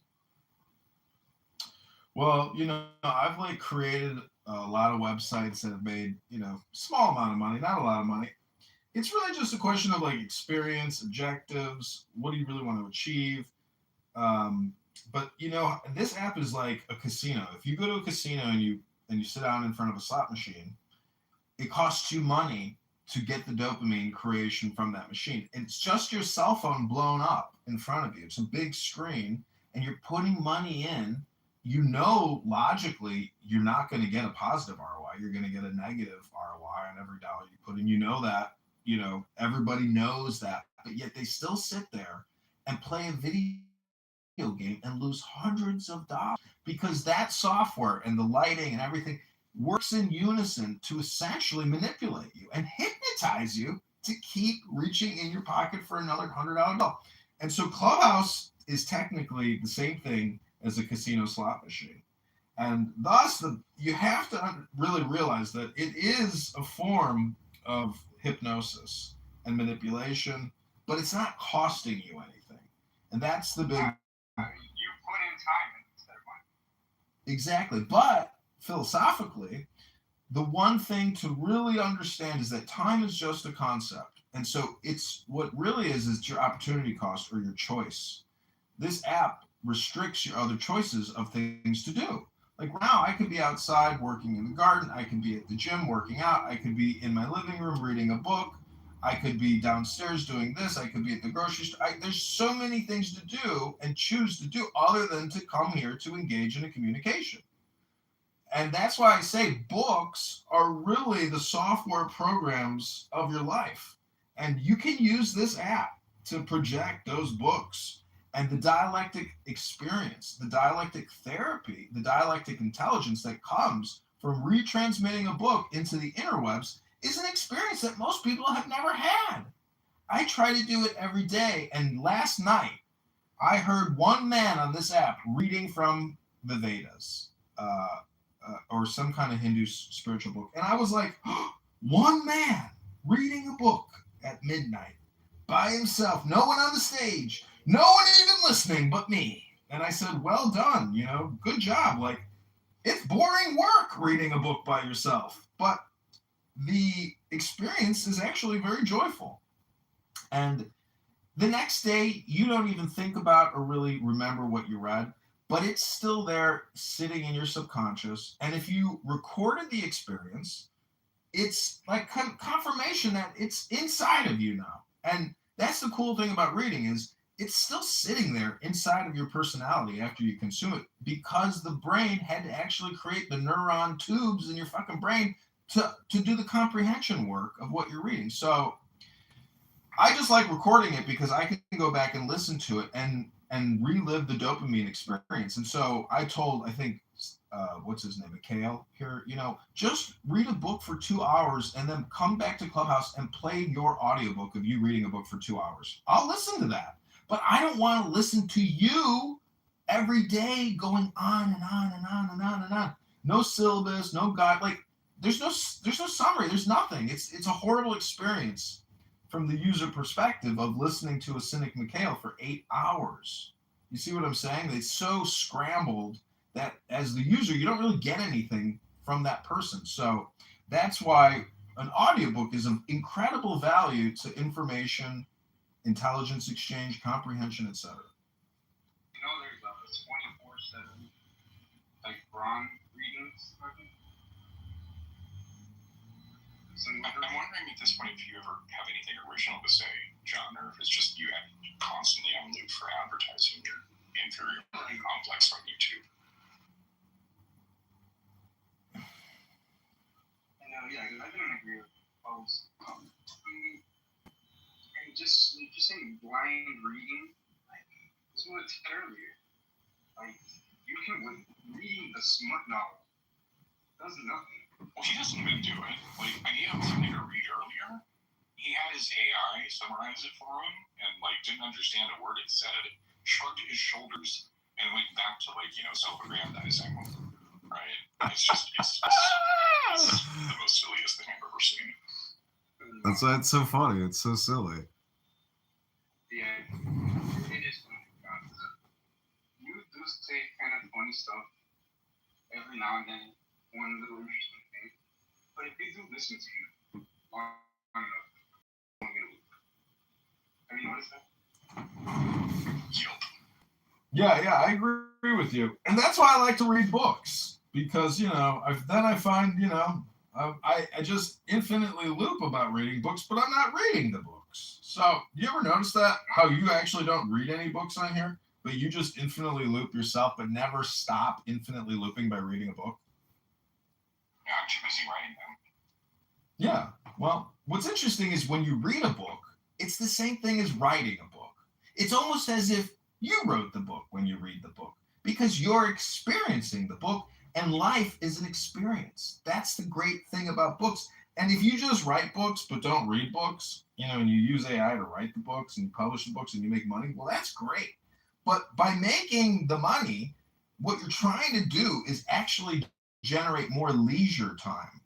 That's the thing, is that most people don't realize is we are ingrained with a neurotic, compulsive work ethic. But the elites, not the gay liberal intellectual elites, but the real elites like Elon Musk, when you have that much money, you stop working and you focus on leisurely activity and artwork and other fields of fun and play and joy. You're not forced to compulsively work to survive anymore.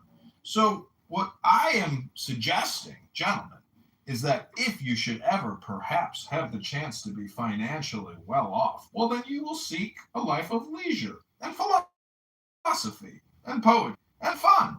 Hello? Somebody's running out, I think. Let's just say.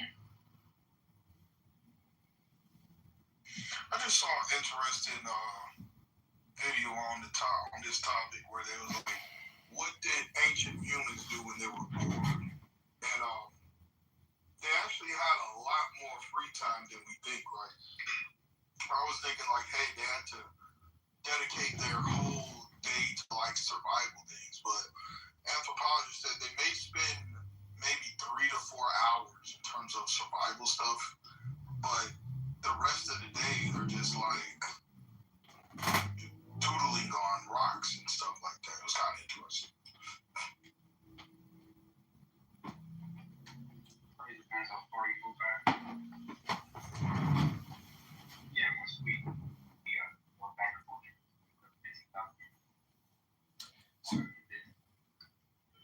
What's interesting about that, Alvin, is you don't know. You just get the verbal audio component of a human being on this conference call, but you don't know that person's financial situation, their housing situation, their vehicle, their clothing, their food, their relationships, their plumbing, their electrical and their lighting, their book collection, or how they spend their time, or who they are, or what their resume is, or what their LinkedIn is, or what their Facebook is. You don't really know anything about anybody on this app because nobody's actually, fully public. It's only a very small percentage of people on this app that are fully public.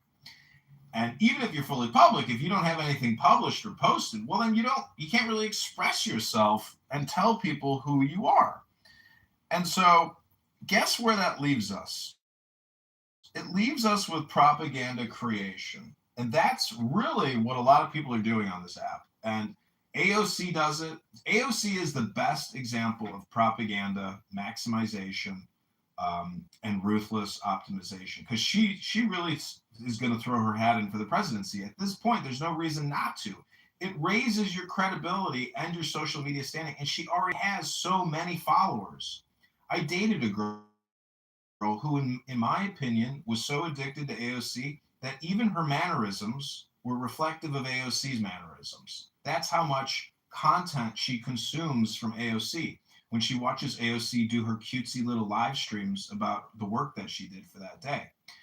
And, when we have leaders who essentially create propaganda and they're congressional representatives, and we compare that to, say, like a military, Army, or Air Force colonel who doesn't actually put anything on social media out of fear of retaliation, we have a power paradigm which is unstoppable in a way.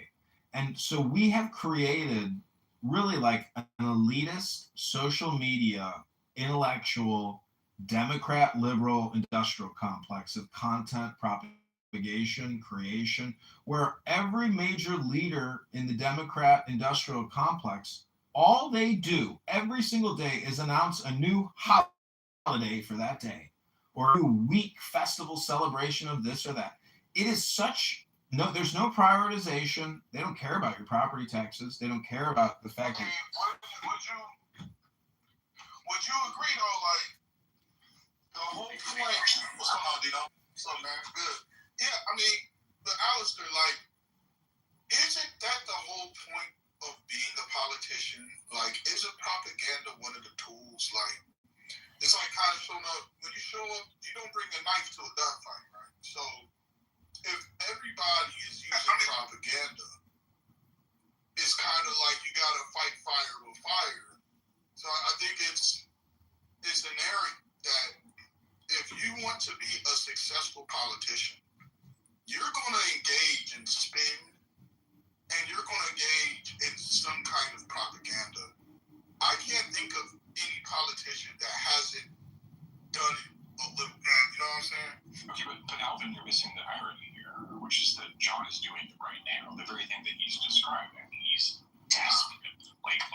absolutely fearful of not being able to participate in, right?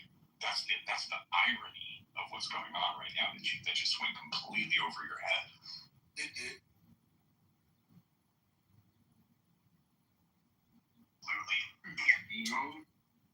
Well, it's not necessarily a projection, and I'm not fearful that I can't participate in the game. What I'm trying to say is there are double standards and triple hypocritical standards within the platforms that females take advantage of. What are you doing right now? I'm in a room called Open Discussion in a house called Belief, put on by Regal. We can talk over each other if you want.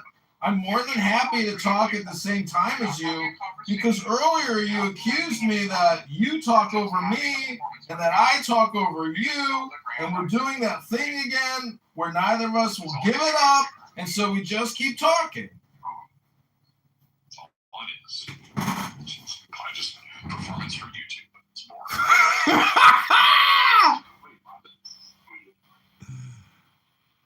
Nobody likes it, but here I am. Keep doing it. It's no longer me doing this. Yeah, John, I think you'd have a lot more success if you assume the position that you're assuming in your profile picture. Why don't you go and try and suck your fucking dick on some fucking campsite, and maybe you'll get people to jerk off. It's a good idea, actually. Yeah, I mean. You come up here and you stop. Oh, go. Please proceed, Dr. Nero. Enlighten me with your criticisms, sir. Because every good artist essentially is open to critics. Without a critic, you can't have an artist. And without an artist, you can't have a critic. And here he keeps muting me as I'm trying to distinguish between critic and artist. What kind of a man keeps hitting the mute button while another man keeps unmuting? Mute and unmute. Mute and unmute. What kind of a sick game is this of people who keep muting me? Eventually I should be kicked to the goo, I'm sure. If I keep unmuting and you keep muting me, well then Daniel can never perform his function as a critic. To John Kitover's artwork, John the artist versus Nero the critic. I am complete. I have a real question. Like, have you ever tried or thought of like maybe upping the stakes to maybe try to attract an audience? Like, what if you did crazier things going on? I don't know, burn a house down. I don't know, start doing porn. I don't know, something.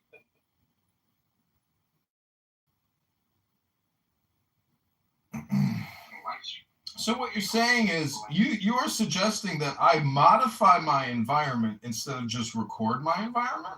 See, this is your delusional, this is your projection onto me. This is your own sickness projected onto me, telling me the B word and H word? What kind of ridiculous thing is that to say to somebody? I really encourage you to read a book, and I encourage Daniel Nero especially to come on here and try to read a book sometime. I haven't heard Daniel read a book on here for a very long time. I think I am the last man in this room right now who's actually read a book. Oh, okay, go ahead and read us one page. Do it. So this book is called The Dominant Theory of the Origin of the Universe. I obviously don't believe this, but I just want to see what arguments behind it. The Big Bang Theory of Cosmology. The idea that the universe originated in a single cataclysmic expansion about 10 or 20 billion years ago is published in 1991. 10 or 20 billion years ago has become central to not only modern astronomy, but all current theories of the basic structure of matter and energy as well. It has inflamed the popular imagination. With its implication, scientists have almost arrived at a single set of equations that explain all natural phenomena. I'm in a library, I guess. But anyways, yeah, so I'll even show you these are the books that I have. I'm just browsing through right now. PTR.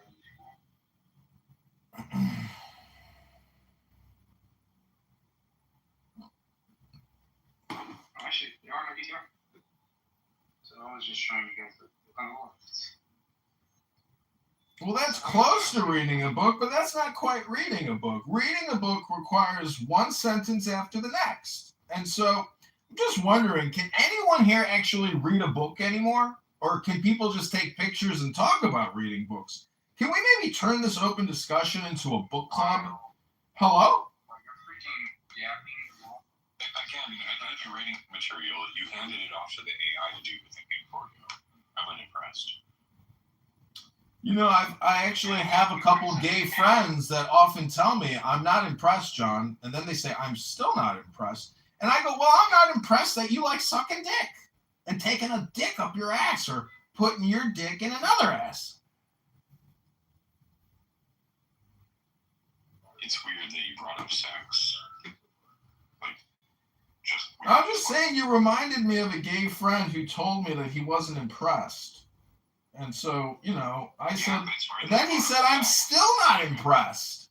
Kind of like what you're doing right now.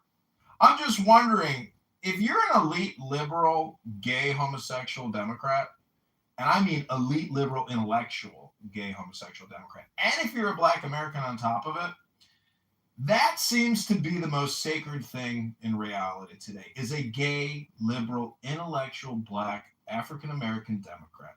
That deserves all of our focus and concentration, all of our resources, all of our attention, all of our concern.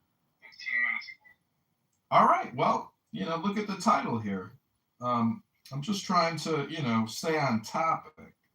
Rabboni Shalom, welcome back to John Kitover is at it again here on Clubhouse in the Belief Room, where we're talking about John Kitover, because obviously everything else is boring except for the guy who knows how to have all the fun. The guy who knows how to have all the fun is talking to you right now. And I just want to give you, the listener, the participant who's experiencing the John Kitover experience, I want to just give you a little sample of what other rooms on Clubhouse are doing right now. Here we go. The girls call you dude. And then you guys all Yeah, bro, that was probably a girl that you got, bro. Page. Thank you, Tara. That's me. That's my Where's my car? Oh yeah. Other conference and observations have emerged as well. Dark matter, a hypothetical and unobserved form of matter, is an essential component of the current Big Bang theory. An invisible glue that holds it all together. Look at this. Yet Finnish and American astronomers, analyzing recent observations, have shown that the mysterious dark matter isn't visible. It doesn't exist. That's interesting. Again, this is 1991. I'm pretty sure they didn't show that dark matter doesn't exist.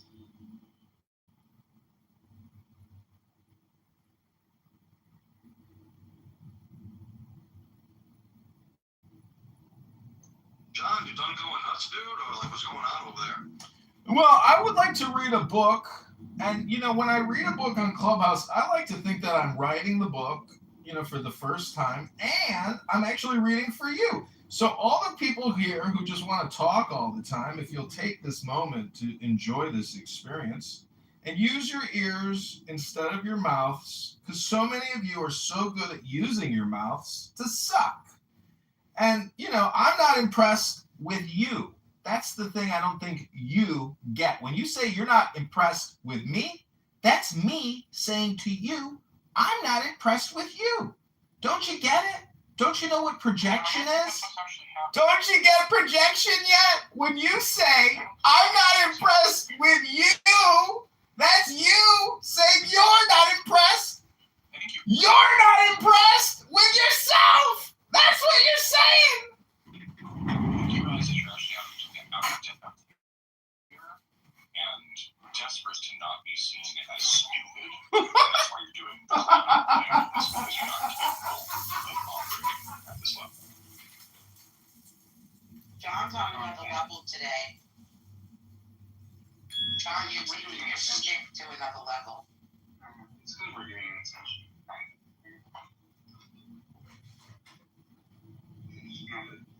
It's too old. So, John, how did you start your morning today? Did you put the anal beads of your butt in that position? Did you go about like a fucking ripcord starting a fucking lawnmower? Oh, No, that's called stretching and breathing. I bet you can't even touch your toes. Let's see a photo of you, Dr. Regal. Let's see what your physical anatomy looks like. Can you touch your toes, sir? Can you kiss your cock and suck it? Because I'm not impressed, with your theology. I'm not impressed with your theological interpretations. Let me ask you a question real quick, Regal. Are you a fascist?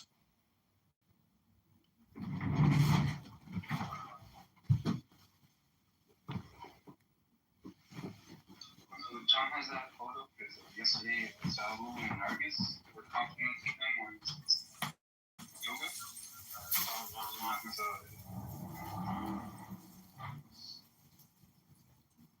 That's why he has that photo. Oh, they go, I'm looking for the band and shit. What up, bro?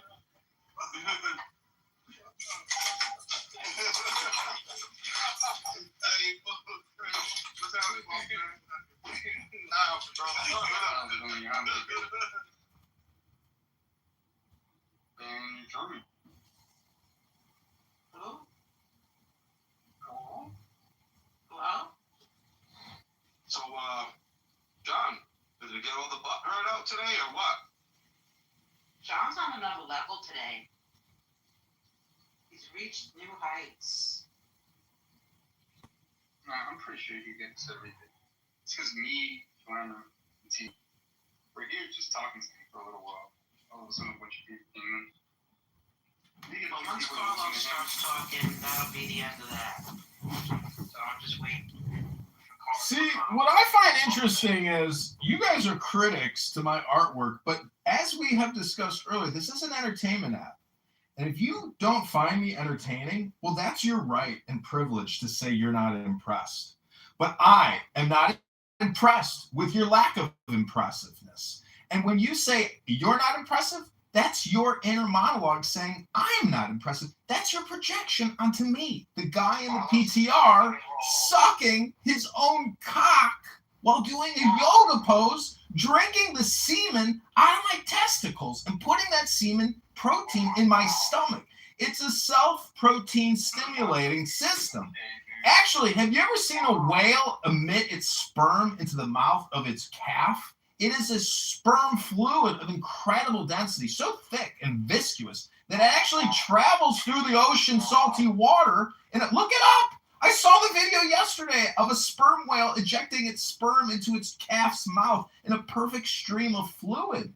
It actually coagulates and is so thick that it separates from the actual salty water and goes perfectly to 400 pounds of protein sperm ejected into the mouth of that baby calf. Yeah, okay, dude. It's incredible. It's the most incredible thing I've ever seen. Don, you're over the edge. Over the edge? You're here listening to it. Does that make you over the ledge? Over the edge? Can you take your mouth? Hello? Can you take Hello? I need to take my medicine. Hello? I'm going to take 2 Clonopin. Well, I want to thank you all for coming to John Kitover, The Experience. We have Abby down there. Abby should come up and, we got Benjamin here. Benjamin is a fan. I'm a fan of Benjamin, therefore I know he's a fan of mine.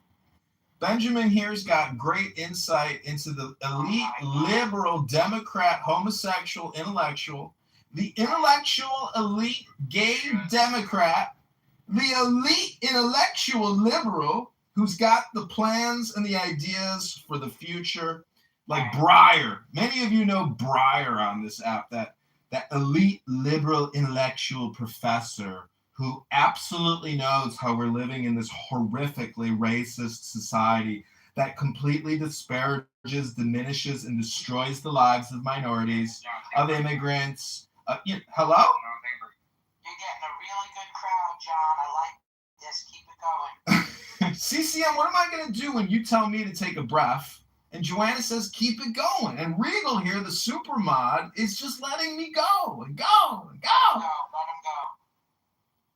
Well, we lost. Oh, no, T is still here. T, are you impressed yet? Are you impressed? Are you ever impressed with anything I say or do? Hello?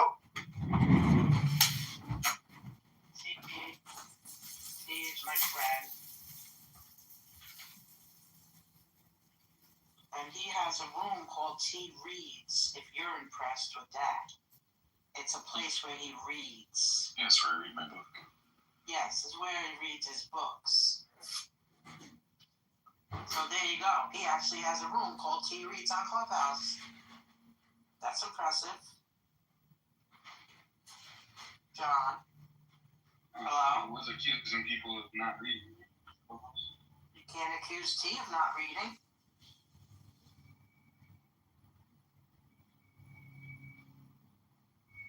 And after the reading, we get to tell how we feel and what we thought about the reading. So it's interactive. Who gives you all that? John, you're done dilating your butthole with canola oil and playing with yourself, or like what's going on? John, you're ignoring me. I think he's all out of gas.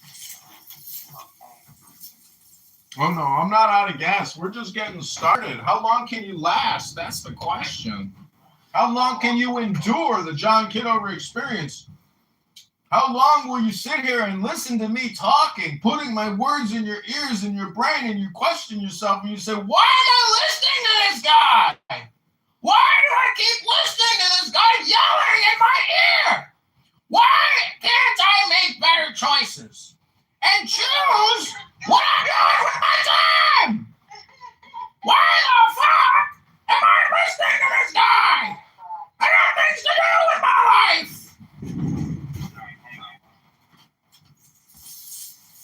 Oh my God. But he's right. Breakdown right now. Everyone's listening to him while they're complaining. John, why having a nervous breakdown, pal? Did you like blow ass in your own face in that position or something? I did. Oh my God, is that funny?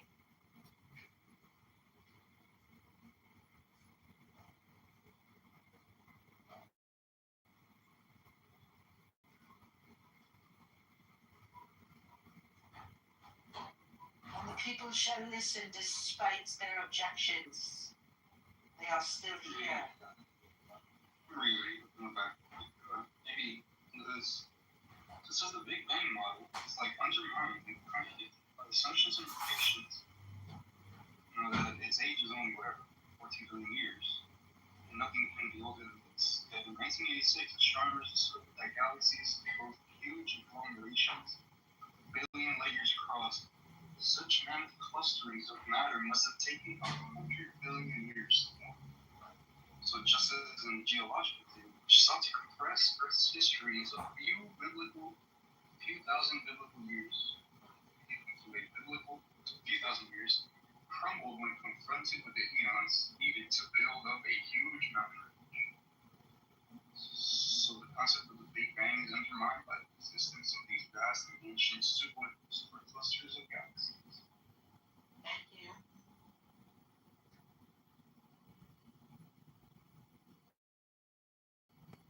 John, what happened, dude? Like, now that everybody's listening to you, you're all out of it now? You're out of gas? That's what's going on. Medication. I've never heard this figure of 100 billion years. Are you giving yourself, are you blowing yourself, John? Like, what's going on over there? You busy? What happened to John? He finished. He might have passed out. He might have had to call an ambulance with all that talking, or with not much ado about nothing. I am watching Rafe Fiennes films today. Strange Games? No, what is that? Strange Games? No, Strange Days. Oh, Only the best Ralph Fiennes movie. let me get my remote. Should have meant to ask you. The best of the best. It is a fantastic movie. It is truly a great movie. Co-starring Angela Bassett, famous for having the sample that Fatboy Slim used on his album right here, right now. I'm not impressed. It's just my opinion. I'm not impressed. And I just got to say, I don't know if any of you have any plans today, but at 2 o'clock, I'm going to court. I got a trial. And if you want to listen into the proceedings, well, you can tune into my YouTube Live by typing in John Kitover. Or you could just listen here on Clubhouse to the trial. It's worth a couple $100,000. It's probably worth $1 million. It's a big lawsuit. It's a big lawsuit. We hope to win it. And Rabono Shalom. My gain is your loss, because the more money I make, the more cell phones I'm going to purchase to record you, wasting all your time trying to hypnotize people and hypnotize yourself, because you guys are strokers and you don't actually do nothing with your lives. You come here every day and you accuse me of repeating myself, and you call me redundant when I've recorded you for years being redundant? Hello? I'm not impressed. That's what he said to me. I'm not impressed. I said, I'm not impressed that you're not impressed. And he said, I'm not impressed that you're not impressed that I'm impressed that I'm not impressed. Hello? You've been writing a song in the G major scale while I'm sitting here like listening to you fucking spur. Oh, I love G. Started with a G. Love songs that start with the G. I play guitar myself. Oh, wonderful. Okay. Go to C. No, I'm not going to C. No C's. How about A minor? Well, yeah, that's all in there, but like G is the first, A minor is the second, B minor is the third, C is the fourth, D is the fifth, and E minor is the sixth. So Wow. and on the basis of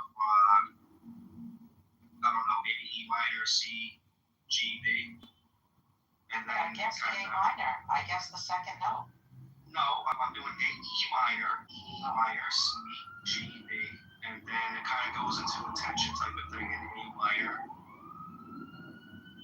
But I'm not sure what I want to write next. Then the pre-chorus is like A minor, C, G, D. Chorus is G, D, E minor, C. So I don't know. I'm doing something along the lines of that. You're feeling it out. Yeah. That's beautiful. Hello, John. Did you do anything next? John, do you think writing a song on an instrument is a good thing to do for time? I think anytime you're creative, you're productive. And that's why I'm the ultimate creator and productive person, because I record all of you and I make you into my creative output. And I think that's why many people don't like John Kitover, because you might call me a parasite or someone that uses other people for my own benefit. And I would tell you that that is the essence of all intelligence. And that's business 101. And many of you here are still stroking yourselves. Joanna, at least here, is a published author. And that's why Joanna and I are partners. And we're teaming up to make more money, unlike you strokers who want to sit here with Megatron all day long and talk to some guy from fucking Saudi Arabia that can barely speak English, tell you all about Muhammad and why he's logically correct and why you're not. It's so stupid. How long will you do that fucking show? I'd rather watch The Price is Right. I'd rather watch The Price is Right every day of the week than listen to your stupid fucking show. Let's make a deal. I'm turning the TV on and I'm watching Let's Make a Deal because it's better than you and I'm not impressed. I am complete. All right, go watch your fence, John. John, I got an idea for you. That ceiling fan in the background. Why don't you plug your asshole and attach it to that fan and just set it on the highest speed. Have it just spin around in your asshole, and then maybe you'll get some fucking views. Maybe you'll make a penny. Interrupt everyone while we're speaking. Why don't you wait your fucking turn? How does that sound to you, John? Matter of fact, why don't you attach it? So wait, you want me to suck my dick and then you want me to plug my asshole into an electrical outlet? No, I want you to be sucking your dick while you're plugged. And that plug is attached to that ceiling fan and it's spinning around in your asshole. So you can actually do something productive with your fucking life. honestly, you're just like a vegetable at this point, sitting around, pointing cameras at yourself like a narcissistic fucking retard. You need to get a fucking life, man. I've tried to tell you over and over, but you're just getting worse and worse. Well, thank you very little. I'm not impressed with your criticism of my artwork. And as an artist, it's my right to always call out what I consider bad criticism, just in the same way that Donald Trump, our great president, also calls out horrible journalists who are nothing but critics. And it sounds to me, Daniel Nero, like everything you just said was a projection. So go in your bathroom, turn your light on, look in the mirror, and tell me if that was a projection or that was an accurate critical analysis of my artwork. Hello? Let's have an update on the fraud case that you're involved with. Board of Elections begins candidate removals. So I hate to do it, but you put your own name on there. You put you're running for it. So let's do a little reading. Kitover was found. John Kitover, Republican Congressman Darren LaHood will not have a primary challenge as Republican John Kitover was removed from the ballot. Kitover was found to have only 266 valid signatures. It was alleged the candidate committed widespread fraud, and the board even voted to forward the commissions to the Attorney General and State's Attorney. Now you're worried about the way other people are misusing their time? You fucking criminal.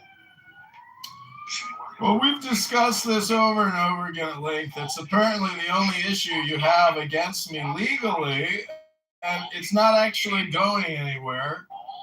I'm sorry, but Kwame Raoul, the Attorney General here in Chicago, has got better things to do than waste his time on your accusations and the accusations of some bullshit reporter with a huge herpes sore on his lip, big fat pig of a journalist. Fake news. You're just repeating fake news. It's all fake news. Okay, Daniel. Oh, somebody's having a bad day and wasting all your time attacking John Kitover here. Incredible. What a waste of time to sit here and repeat the same shit to John Kitover. Yuck, yuck, yuck. Uh-oh. Uh-oh, we're back on the mute button and the unmute button. Here we go, the Regal Show. Oh, the Regal Show's taking a turn for the worst. He keeps muting everybody, and I keep unmuting. How long am I going to stay on the stage? How long am I going to stay up on the stage and listen to this bullshit? How long is he going to keep muting and unmuting me? What a waste of fucking time. Okay, everybody, click the link and read the fake news that Daniel Nero posted. Daniel's having an emotional problem here. It's not a me problem. It's a Daniel Nero problem. Some people like, some people dislike, but they removed the dislike button. Now there's only the like button. And if you don't like what you're listening to, well, hit the leave button. And if you're a moderator and you don't like what you're listening to, well, then just kick the person to the go or kick them from the room. It's that simple. It's not a me problem. It's a you problem. Welcome back to the John Kitover Experience. This is mayoral candidate John Kitover running to liberate the citizens of Chicago from elite, liberal, gay, black Democrats, one vote at a time. We're going to secure the safety and security and strength of our city and never let intellectual, elite, liberal, gay, black Democrats rule over us ever again. Never, ever again. Never again. Thank you so much for coming to the John Kitover Experience. I want to read you a little poem I wrote. The query was, write me a poem about being an elite, intellectual, gay, black, liberal Democrat and incorporate social issues like racism, Jim Crow, indigenous rights, structural white racism, CRT, LGBTQ, DEI, anti-fascism, healthcare is a human right, and other top liberal talking points. This is what Grok wrote. In shadowed halls of ivy, where the sharpest minds convene, I rise, an elite black intellectual, gay and proudly seen, a liberal Democrat forging paths through history's cruel chain, from Jim Crow's iron grip to structural white racism's reign. With CRT as compass and anti-racism as flame, I champion DEI, indigenous rights, and queer acclaim. LGBTQ liberation flows through every breath I claim. Healthcare is a human right, not profit's greedy game. We build the just society where equity prevails. No more divisions, chains together, progress sails. This is the root of progressivism. Okay, we're asking Greg for 4 more paragraphs.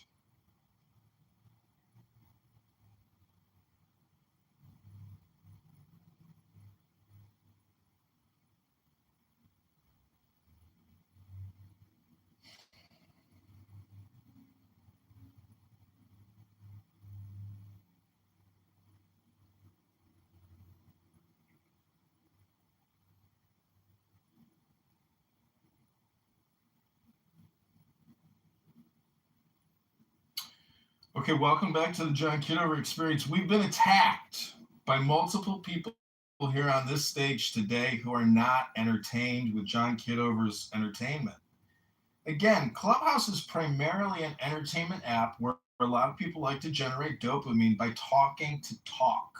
Doesn't matter the topic. And that says that people are bored and lonely and have very low quality choices to choose from. Because if your choice is Clown House, well, that means your other choices are actually worse than Clown House. Because we want to give you some grace here and say you're actually making the best choice possible by being here on this app. But I would just say that the app is actually non-existent. What you're really doing is communicating with other people. It's not an app per se, it's the people. The app is just a conference call. It's the same thing as if we were all just to pick up our fucking phone at our desk and be on a random party line. That's about it.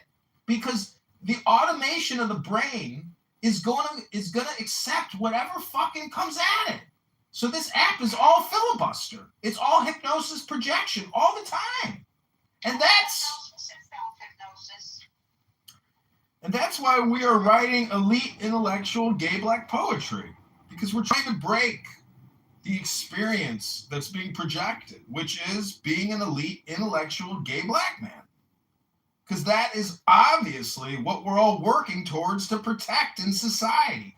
And as Isaiah or Goat in Politically Correct likes to say, so you don't stand with gay black men? Ooh.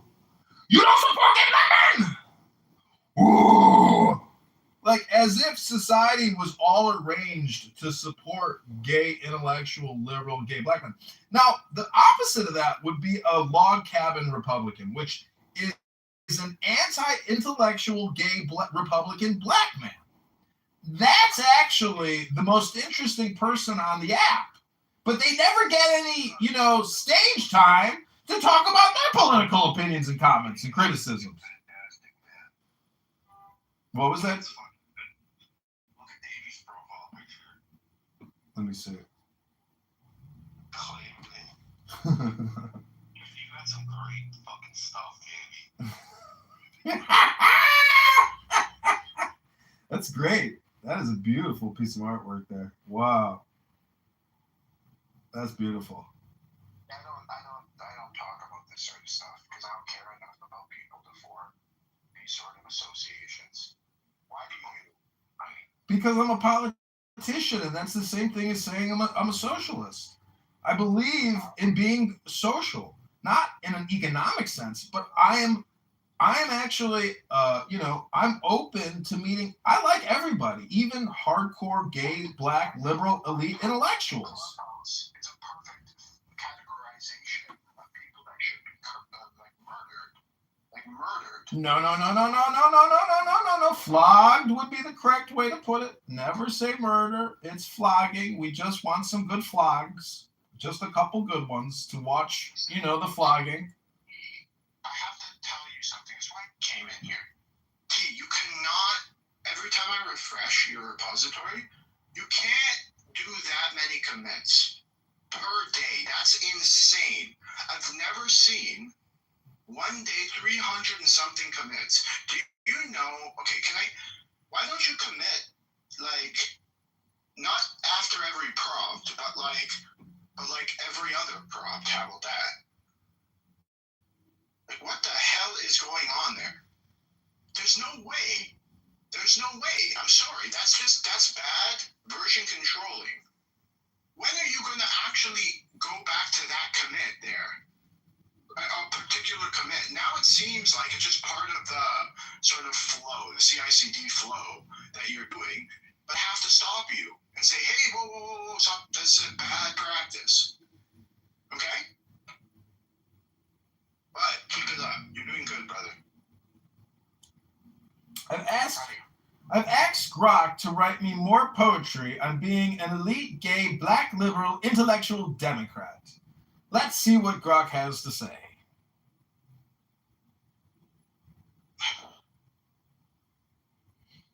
Hello? No shit. The stupid DEI stuff doesn't work. Yes, I know. Mm-hmm. We all know that, though.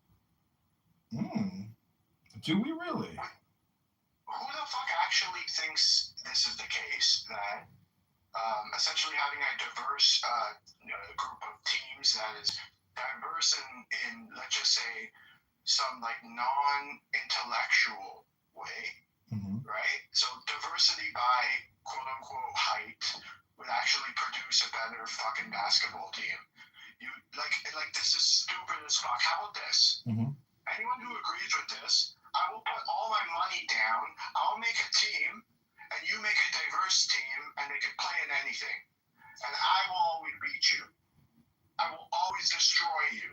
And how dare you threaten my children? By the way, that's grounds for me to start picking up ammunition, right? And loading up. I'm gonna actually put met with fire. You will be met with some of the strongest opposition ever if you ever threaten my children. You stupid diversity fucking losers. Jesus. That was intense. Was that poetry? If you threaten my children by Since I'm such a strong Muslim. Ribbon Shalom. I'll give you diversity. Okay. How about that? Okay. Bitch. Ooh. That's what you are. Ooh. Daniel, how would you diagnose this one, Dr. Daniel? Dr. Regal, Joanna, can we get a psychiatric intervention and conversation going here? How would you diagnose horrible? I don't know. You threatened my children with this putting one lesbian black man stuff into various organizations like a virus. Okay? Are you threatening my children? Like, I'm tired of this. I'm going to start treating it as it is, direct threats to my children. Okay. You think your children aren't important? I think your children are important. Mine are very important to me. I'm not going to sacrifice. Yeah, it's for the truth. Okay, tell them to say the N-word then. Tell them to say the N-word. Let's see how open it is to the truth. Okay, but anyways, long story short, tell them I am having thoughts that of being threatened. My children are being threatened by essentially using a non-optimal team in certain political institutions. That. Okay. So is this a credible threat to his life, and should he take action immediately? Okay, it's thinking about your request. Hold on, it's generating an image. Please hold. I would just like to encourage everybody to take the deepest breath of the day, because, sometimes I have manic episodes, and, it's all tied to an event when I was sexually molested by an elite gay, black, liberal Democrat. And after I was molested and viciously raped and almost murdered by an elite, black, intellectual, gay Democrat, I wrote this little poem. It goes like this. In marble halls of power, I ascend. Elite, gay, black, intellectual, unbent. Jim Crow's chains echo in structural white rage. CRT lights the path, turning history's page. CRT lights. Anti-racism warriors, DEI flames ignite. Indigenous lands reclaimed under justice's light. LGBTQ voices thunder! Rainbow flags unfurled. Healthcare, a human right for every boy and girl. We Democrats dream the future, bold and true. Progress flows eternal, me and you. In shadowed halls of ivy, where the sharpest minds convene, I rise, an elite, black, intellectual, gay, and proudly seen. A liberal Democrat, forging paths through history's cruel chain. From Jim Crow's iron grip to structural white racism's reign. With CRT as compass and anti-racism as flame, I champion DEI, indigenous rights, and queer acclaim. LGBTQ liberation flows through every breath I claim. Healthcare is a human right, not profit's greedy game. We build the just society where equity prevails. No more divisions, chains. Together, progress sails. Assalamu alaikum.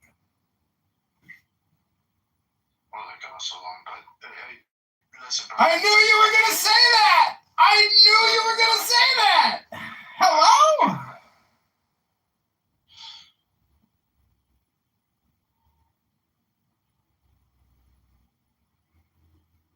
If I'm on stolen land that should be given back at the cost of their lives, you are threatening my children, sir.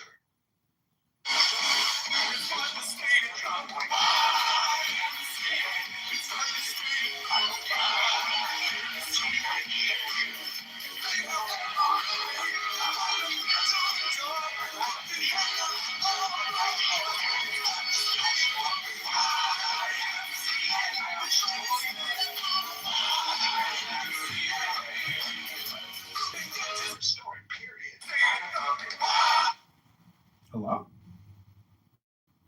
Yeah. Well, I want to thank you for coming to the John Kitover experience. I try to basically take your brain, put it in a blender, puree it, add some extra strawberries, and some raspberries, and some bananas, and frozen blueberries. And then I take a little ice cream, and I take a little 2% whole milk, and then I hit blend that blender! And I blend your brain, and I make it into a puree!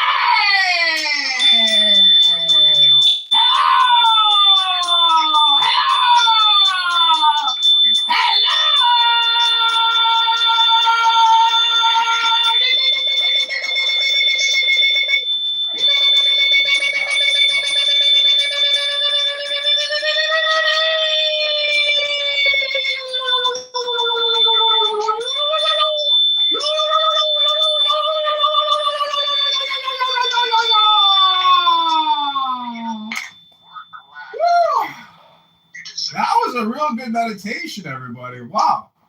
That was fun. That was fun. Go fuck yourself, loser.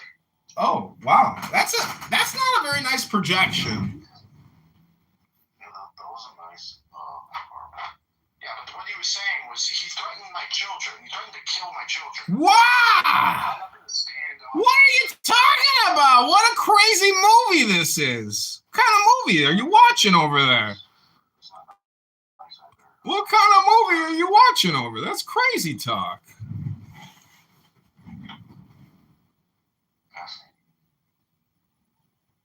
Thanks, brother. Yeah.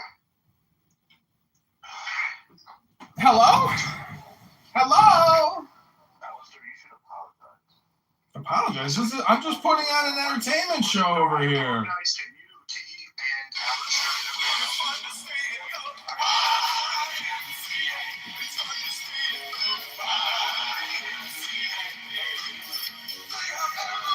Take it easy over here. This is just an entertainment show. I'm putting on a show for all the Knights in the Order of St. John. Relax. Relax. Yeah, John, you really are playing with lies. You know that, right? You're playing with lies when your bullshit has, excuse me, one liberal, would you say, the gay black man?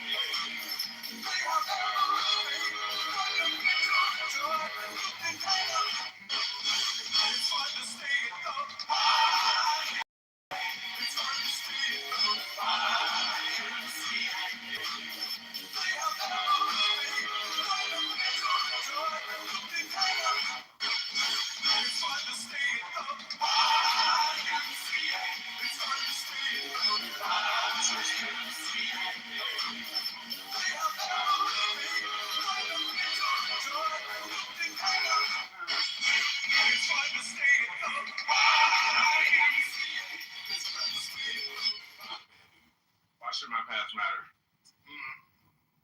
I say this to the crowd. I know my future matters, but why should my past matter? I'm gonna try that with Equifax. What Max just said, I'm gonna send that to Equifax in the letter. See what happens.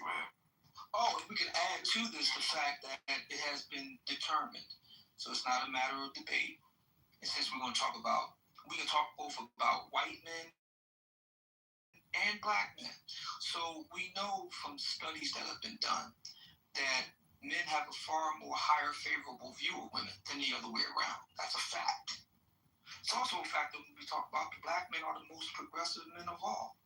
We believe in linked fate with black women. We're much more forgiving of black female looks and beauty standards. We have no issue with black women being, educated or leaders, politically or business leaders, or we have no problem with changing and shuffling gender roles in the home. There are more black men that express a desire to be married or in a relationship than black women. There are more black men that are actually married than black women. The list goes on.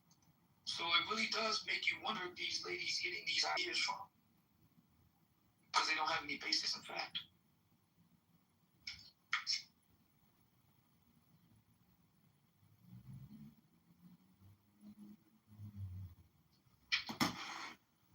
Reaction formation. That's what I said in the beginning of the room. It's reaction formation. It's an offense mechanism, man.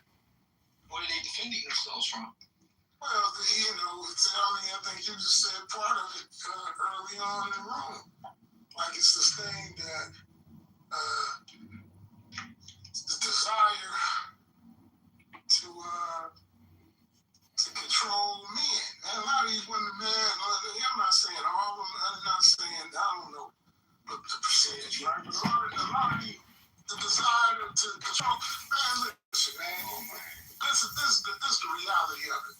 And this is something, and I charge brothers in these conversations with this, right? Is we talk around it, but we don't talk about what it really is, right? Because, like, for instance, like in a lot of these conversations, when they talk about the single female head household, right?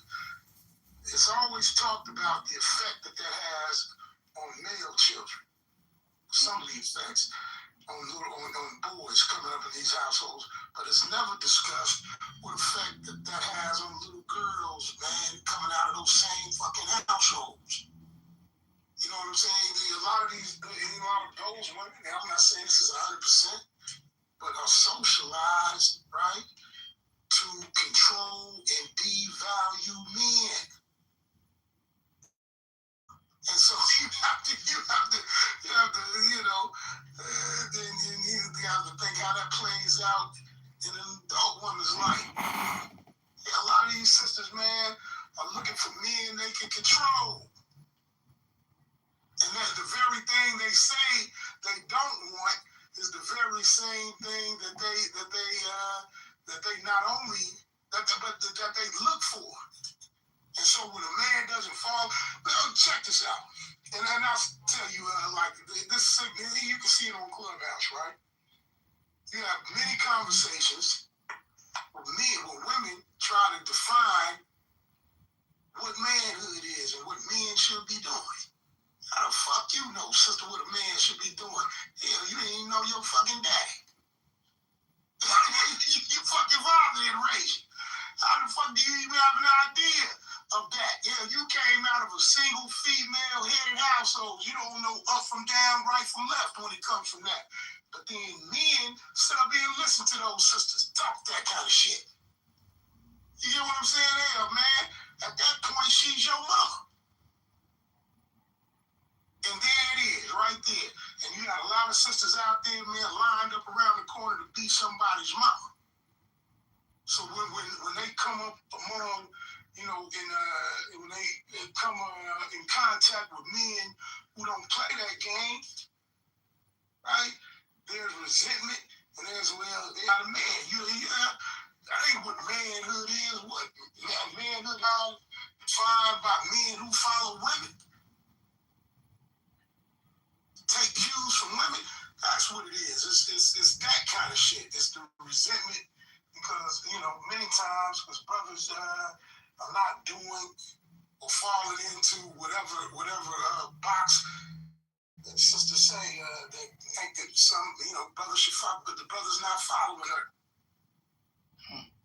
And I think that presents a lot of resentment with some women. But it's not hate, though, because if it was hate, they wouldn't talk about it so much. Interesting. Well, okay, so this is what cracks me up, Biggie. I can kind of go along your hypothesis. What cracks me up is, and I've heard a number of black women on Clubhouse say this, they had wonderful relationships with their father. Their father is a lie, man. Upstanding men, etc. Lie, man. But then that doesn't seem to transfer over into their interpersonal relationship lives. They're either divorced, bitterly so, or they never got married, baby daddies, they have affairs with other women's husbands and spilling with them. I mean, it's something not right, something not adding up with that. Because my thinking is, if you have such a wonderful relationship with your dad, why didn't it ever transfer over? Because, I'm not saying all women, I'm not putting all women into that box, but a lot of these women are liars, man. And I've said it time and time again, man. Brothers believe too much what a lot of these women say. A lot of these sisters are lying, man. They fucking liars, man. And then when they talk about their fathers, you know what I'm saying? You have to really kind of be able to quantify that, because you have a lot of weak men out here. They are fathers to little girls too. So let me specify something. Strong male leadership in the household. I mean, they come out of situations like that. And all that old happy wife hate. The dude was there at the behest of the battle axe ass mama. Listen, there's a lot of that kind of shit that goes on. I mean, we know what goes on, what type of shit is normalized in the black community. And that doesn't mean that everyone comes out of that kind of household. But man, a lot of these men, you know what I'm saying, in these houses, even if it's two parents, man, a lot of these brothers are emasculated. Sitting up there under some old crazy ass woman talking shit, you know what I'm saying? And shit, come on, man. A lot of these sisters came, the sisters that did have the father involved in the household, the father was insignificant in the home.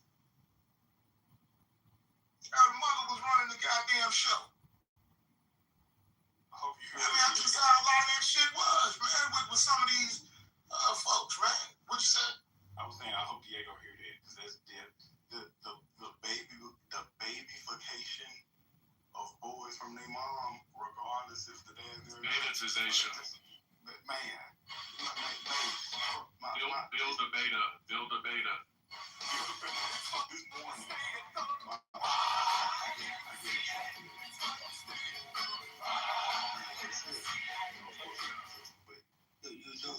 Your boy 7?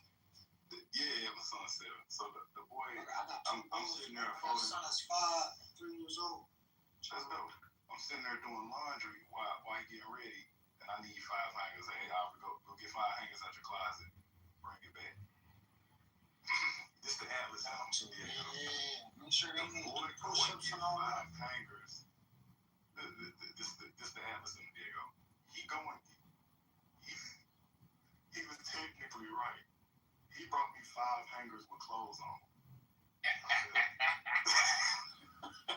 I said, Aubrey, take those back. Bring me 5 empty hangers. Because you got to be very technical. Yep. Shay called herself stepping in. She making a motion towards the door, Biggie. Tell my wife, I'm like, what you doing? I was going to help him. No, you're not. He can function on a video game, an iPad. He can build a birdhouse, do Legos. This boy can bring me 5 hangers with nothing on it. He don't need to help me do this. It's just uncomfortable, and you don't want him to have to run back and forth. No. Those aren't your kids. He's going to go get those 5 hangers, and he's going to put these clothes back on the rack. But, Biggie, you know, there's going to be a lot of dudes who don't say nothing. They're going to let that woman run. Marble Halls of Power, I send. Elite. Paragraph. Biggie, can you say it one more time, man? Because it seems to silence the room better when you say it, man. What part? That last part, the people have no idea that these people have no idea that they're raising men that are going to be chumps in real life, inequipped to be men. Yeah, because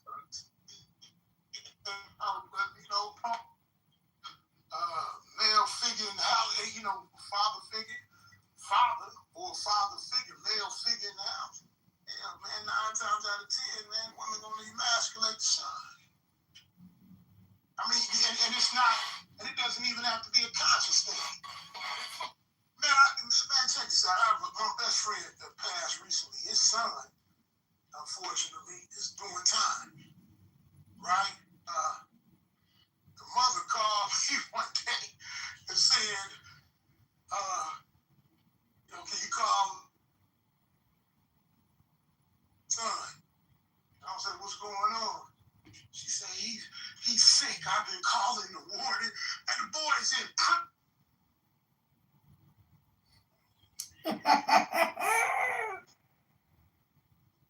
He's in prison. He's incarcerated for a violent offense. She's trying to baby. Call it all kind of folks talk about the boy. Got a stomach ache. He's trying to baby the boy in prison. Ain't that make sense? Somebody make sense out of that. Actually, one of my closest homegirls, she's raising 2 sons, and she's married to another woman, and I listen all the time to like the dailies and shit like that, and I just have to. I honest to God, I catch myself. We probably talk 3-4 times a week. I catch myself checking her like once, twice a week. Like, don't do that because she's raising 2 boys. And I'm like, yo, don't do that. What are you doing? Man, we need a man in that house. I could be saying that shit because she gets mad at me. But she gets mad at me because, like, she like make her feel bad. But I talk to her often, like, yo, you have to realize what the end result of this. Like, you can't, like, what kills me is when I see parents that talk about, oh, it's so hard to raise a kid. I never have time to myself. I never da. But then it's like, hey, you ever teach him how to make breakfast? Hey, you ever teach him how to make some food by himself? Teach him how to clean his room, just basic shit like an adult? 9-year-olds will do that if you actually teach them. Shit, I have my son going at 5 and 6. The point I'm making is, I don't don't think people look at the long. I can't speak for women. I'm not. I don't have a kid. I don't have a woman. I have a boy. So that's all I got. But man, for boys that are coming to men, too many times I see women that just like they're really trying. Don't get me wrong, they're trying. They don't intend to have this negative result, but sometimes it's like, oh mama, how can you tell me that works? You don't even get time to your fucking self. Like, you know what I'm saying? Like, just I don't get it. A whole other shit. Adult time is real. Like, put your kids to sleep. Why is Chicago becoming unaffordable? It's simple. In economics, when demand is higher than supply, prices become inflated.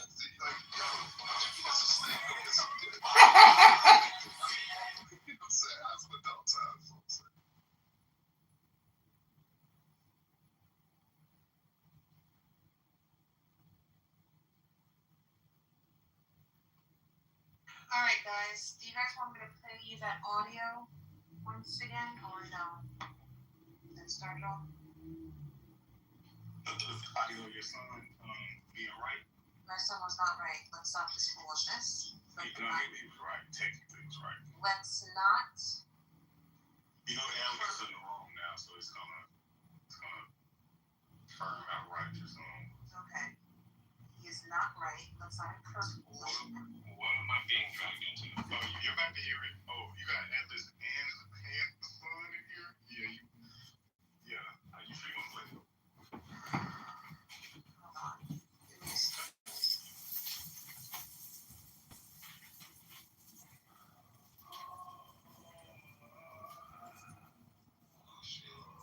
One second. Happy Mother's Day to everyone, by the way. Happy Mother's Day, all the ladies.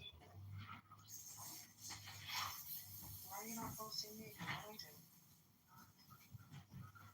Oh my god. Anyone who's not a mother, I hope it happens to you pretty soon. Hold on. Yeah, happy Mother's Day. No.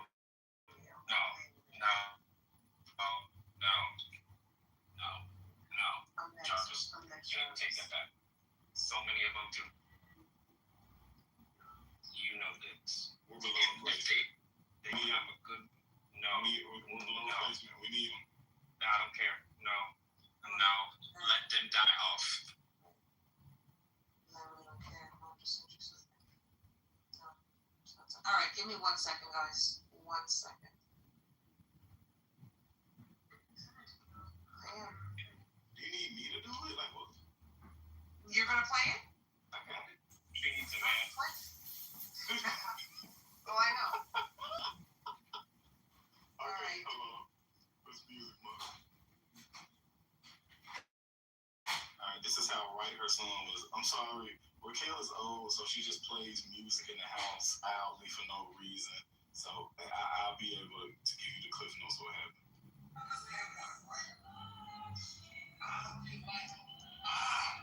Should be celebrated. Because evidently without me, I was your mother. Without us and siblings, kids, she is not a mother. He's taking it right. I'm trying to see what She has a problem with this for what reason? yeah, I don't know why she has a problem with this. Because you guys Like, without him, she would just be a wife. you guys are encouraging foolishness. That's why. You would be a wife if it wasn't for him. Space that they couldn't hear it, Jarvis. Please sum up with the foolishness my son said. Her very intelligent son. Intelligent, tall. Very, very intelligent. And tall. Yeah, don't forget. And tall. He said that he feels like he should be celebrated because without him and his sister, then Raquel wouldn't be a mother. And he's correct. Like, why is this so hard? And so I gave Raquel a bone. I said, listen, on his birthday, you can technically say that you should be celebrated for your birthday. But he's not wrong. Yeah, she wouldn't be a mother without him.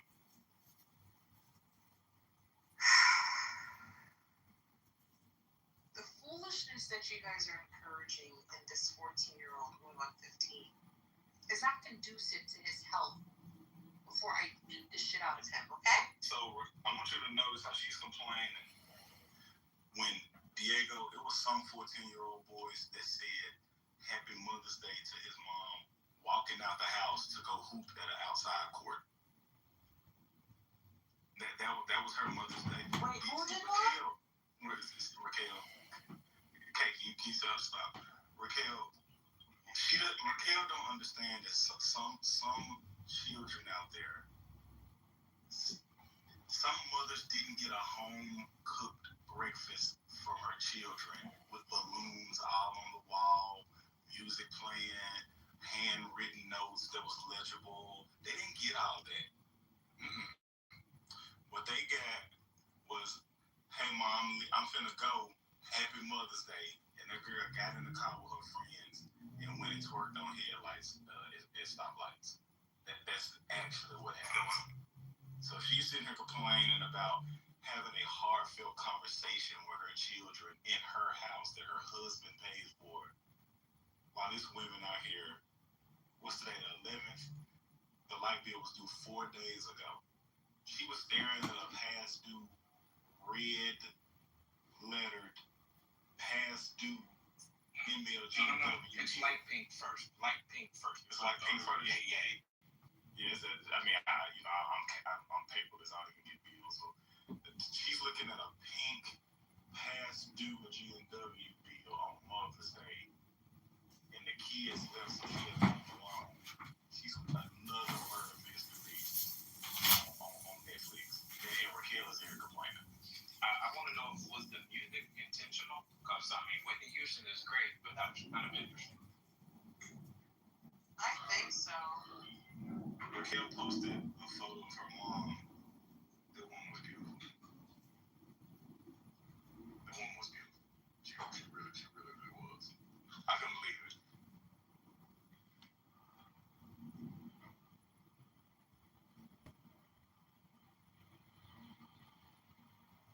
So, Raquel, you know? Yeah, give me a second. Oh, okay.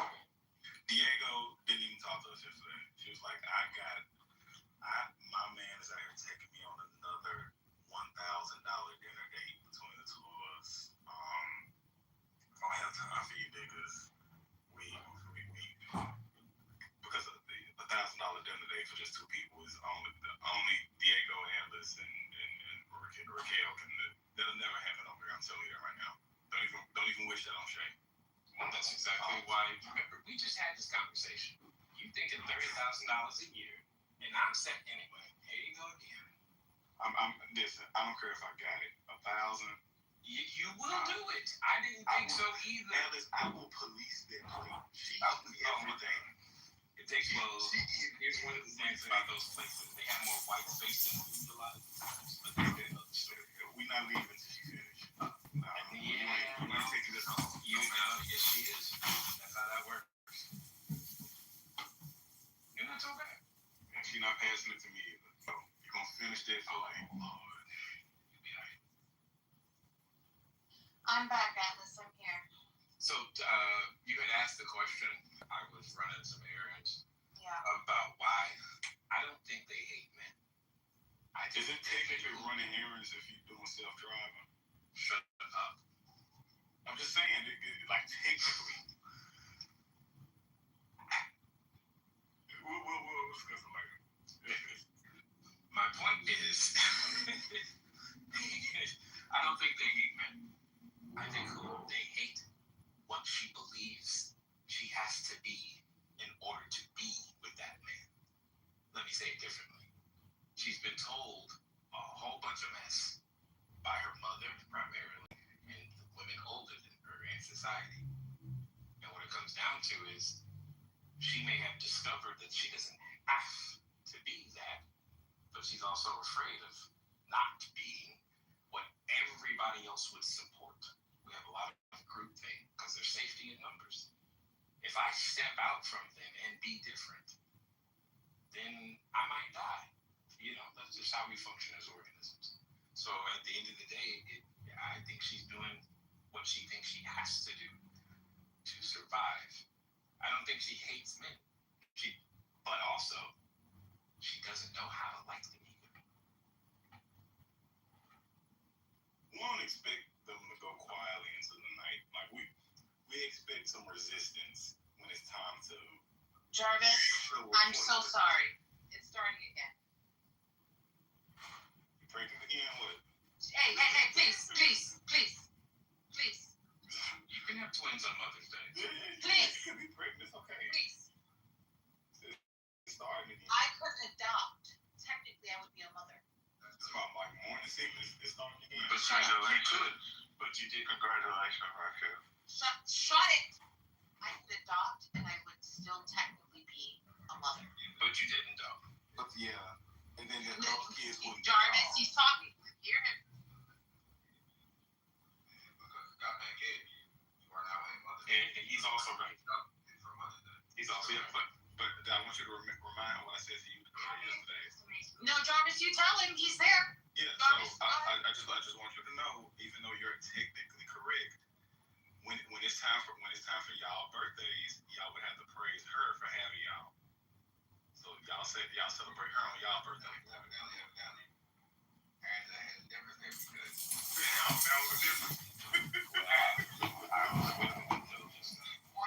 That was a difference. Well, see, I didn't ask her. She wanted it. Wow. She said he didn't ask for it. So technically, I agree. So because he didn't ask for it. Get up, man.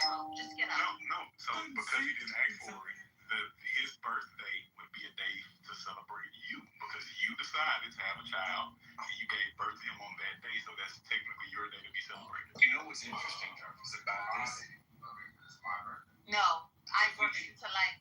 If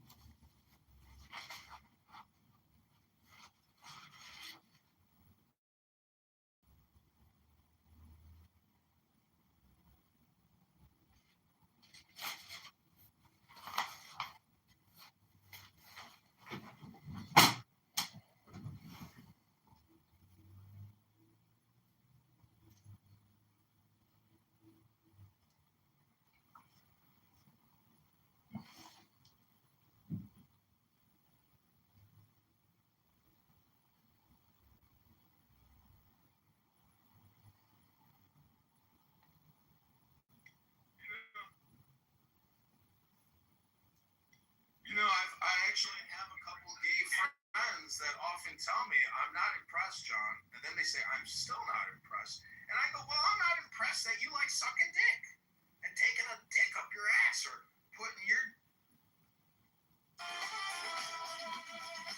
Open it, try checking in. You know,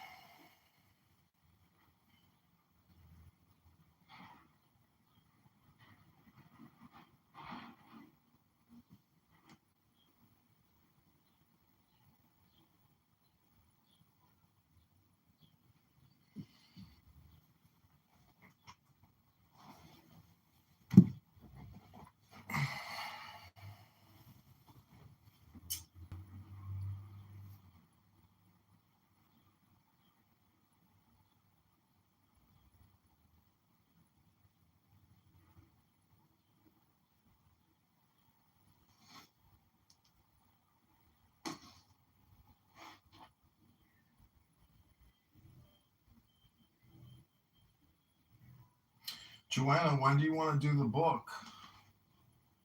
I actually can't talk right now, but put something in the chat, but I will be available in like an hour. I'm about to hop into a conference call.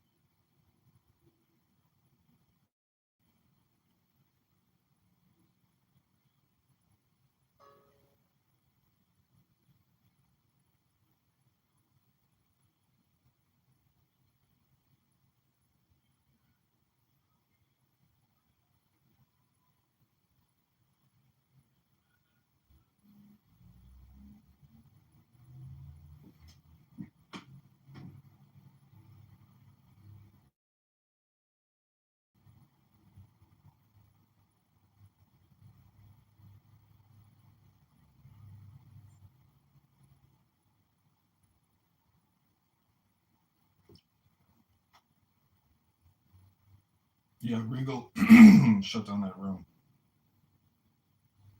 No, Joanna already left, but maybe somebody will come back and listen to the replay one day. We'll see the games that people play on this app with their little green bean. Green bean games. Kitty, you're a victim to green bean games. I know, isn't it a great PTR? I didn't create it. I screenshotted it from somebody else.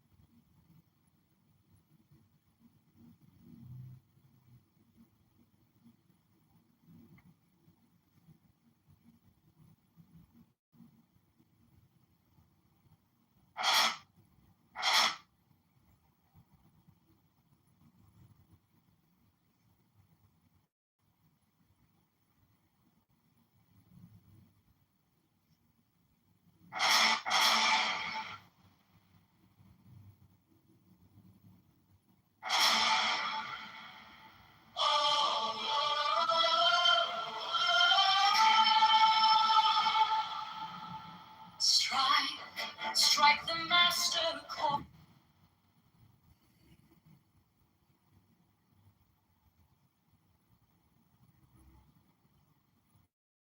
We can't take it anymore. Get down the ring.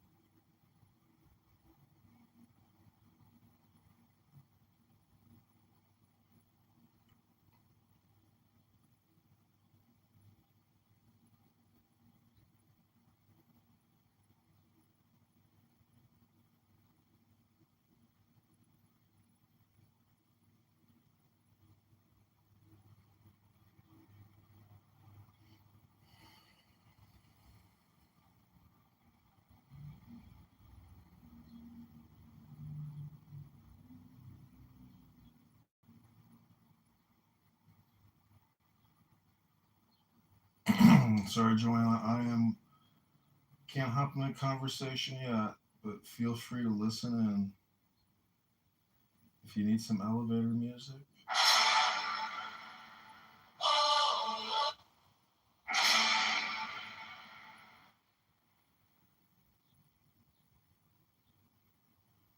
If you want to say something, just put it in the chat.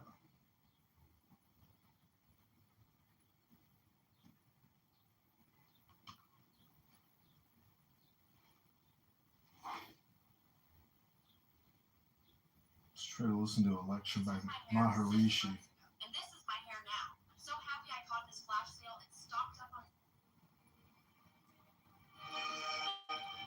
part of the nervous system to respond to different values of perception and action. This ability is there in the nervous system that it can respond quickly to changing conditions. If something starts to happen in this way, one would immediately get up and run. Great adaptability on the part of the nervous system. This very great adaptability on the part of the nervous system is at the root of shifting quickly from waking state of consciousness to transcendental consciousness. The localized value of perception to the unbounded, infinite value of perception. This change, this ability of the nervous system to change itself, to adapt itself quickly to the changed conditions. Now we are in the waking state. It's crazy how we're all feeling. An unbounded awareness, pure being, unbounded, pure consciousness. The system has adopted itself to that style of functioning so that it may produce that value of the omnipresent being. The omnipresent being starts to rift from the nervous system in its full value. And this is due to the adaptability of the nervous system to changing the conditions. This great adaptability of the nervous system exposed quickly to varying situations on the level of perception. We are perceiving localized thing. Fine state, fine state, fine state, finest state. Immediately one bursts into that unboundedness, transcendental awareness.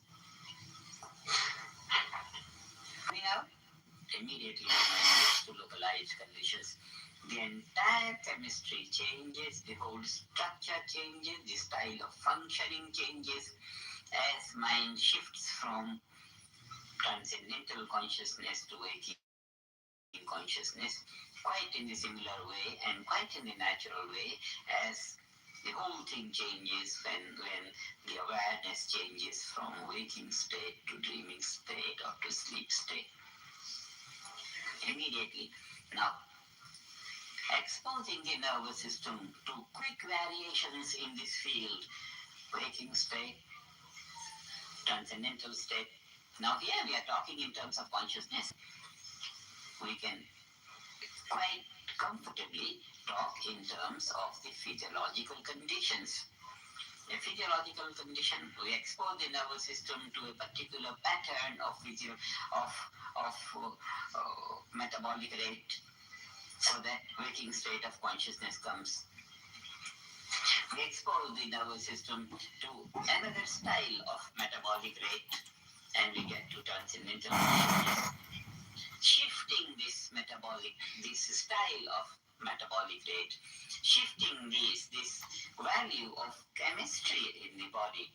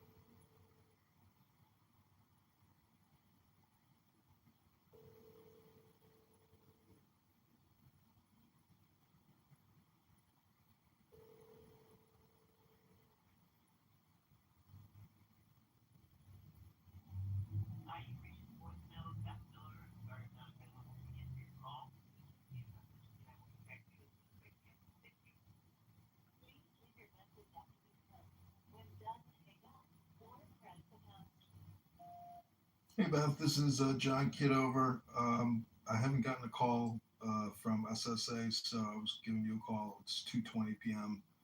It says that the hearing was scheduled for 2 p.m. Just leaving you a voicemail. 312-498-0517. Thanks, bye.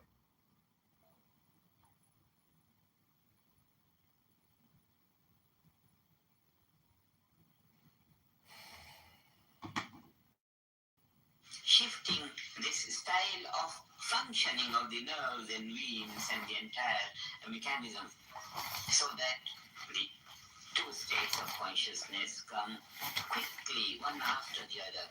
Transcending, coming to waking, transcending, coming to waking, transcending, coming to waking. This exposure to quick variations in this way develops the ability of the nervous system to maintain both these states of consciousness. And this is what is at the basis of this training of the nervous system? That ability to adopt varying conditions. Adaptability of the nervous system to varying conditions is at the basis of this process which cultures the nervous system to maintain both these states of consciousness simultaneously. When the culture starts, only one state of consciousness, either transcendental or waking or dreaming or sleeping, only one state of consciousness, but exposing the nervous system to varying conditions for this state of consciousness, fourth and third and fourth and third, waking and transcendental, waking and transcendental, quickly varying the style of functioning, quickly changing from one level of lactate to the other level of lactate and back to the previous and back to the former, the later. Lactate conditions, blood pressure, all these oxygen consumption. Hi, this is John. Hey, John, it's Beth Miller. Are you still waiting for the judge? Yes. Yeah, so am I. I haven't heard from them yet, so they'll give us a call as soon as they're ready. He runs late a lot. Okay. I sent you my latest docs from the VA and my prescription for aripiprazole. Okay, you can tell the judge about that. Okay, sounds good. Okay. Okay, thanks, bye.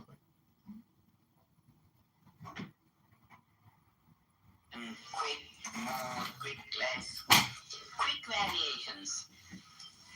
All these quick variations during the procedure of transcendental meditation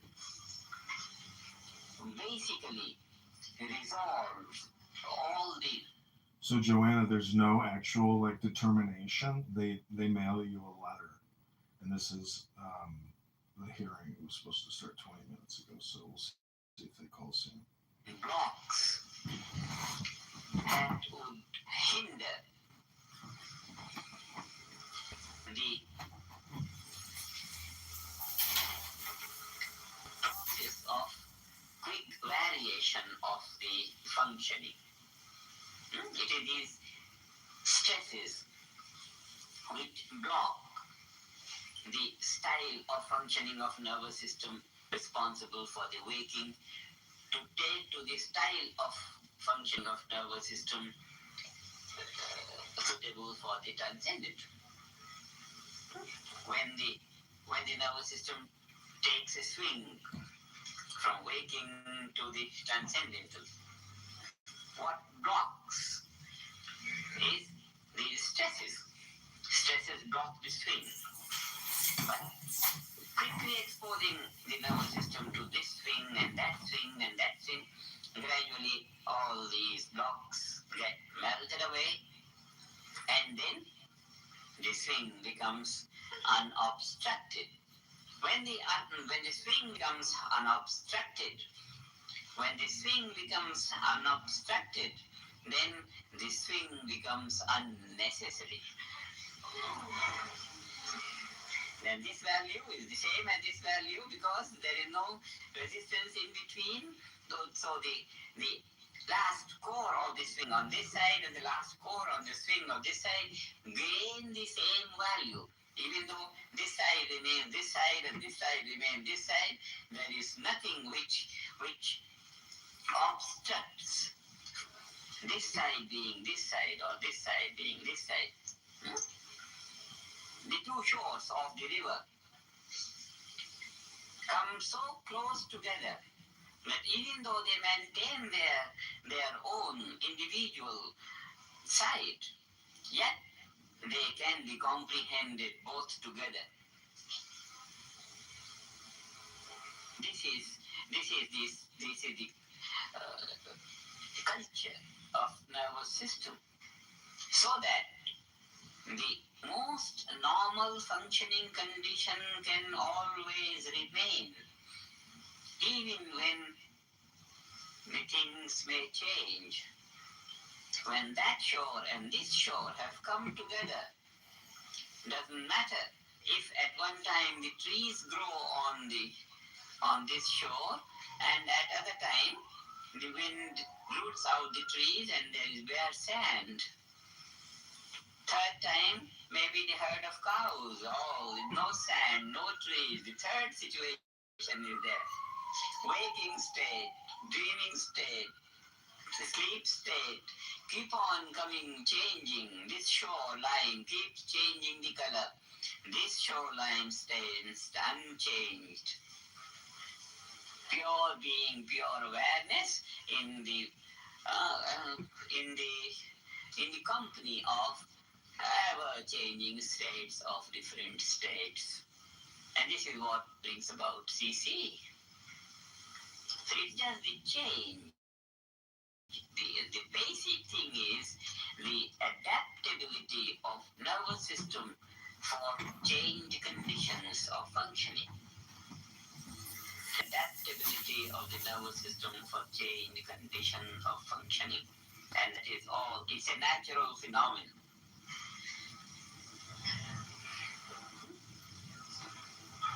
Go ahead.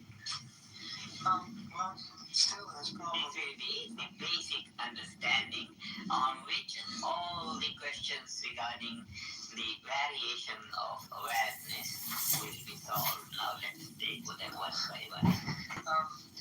I still don't understand this element of witness because even though we have awareness, we say awareness of everything, being is flat by nature and therefore it cannot be aware of anything.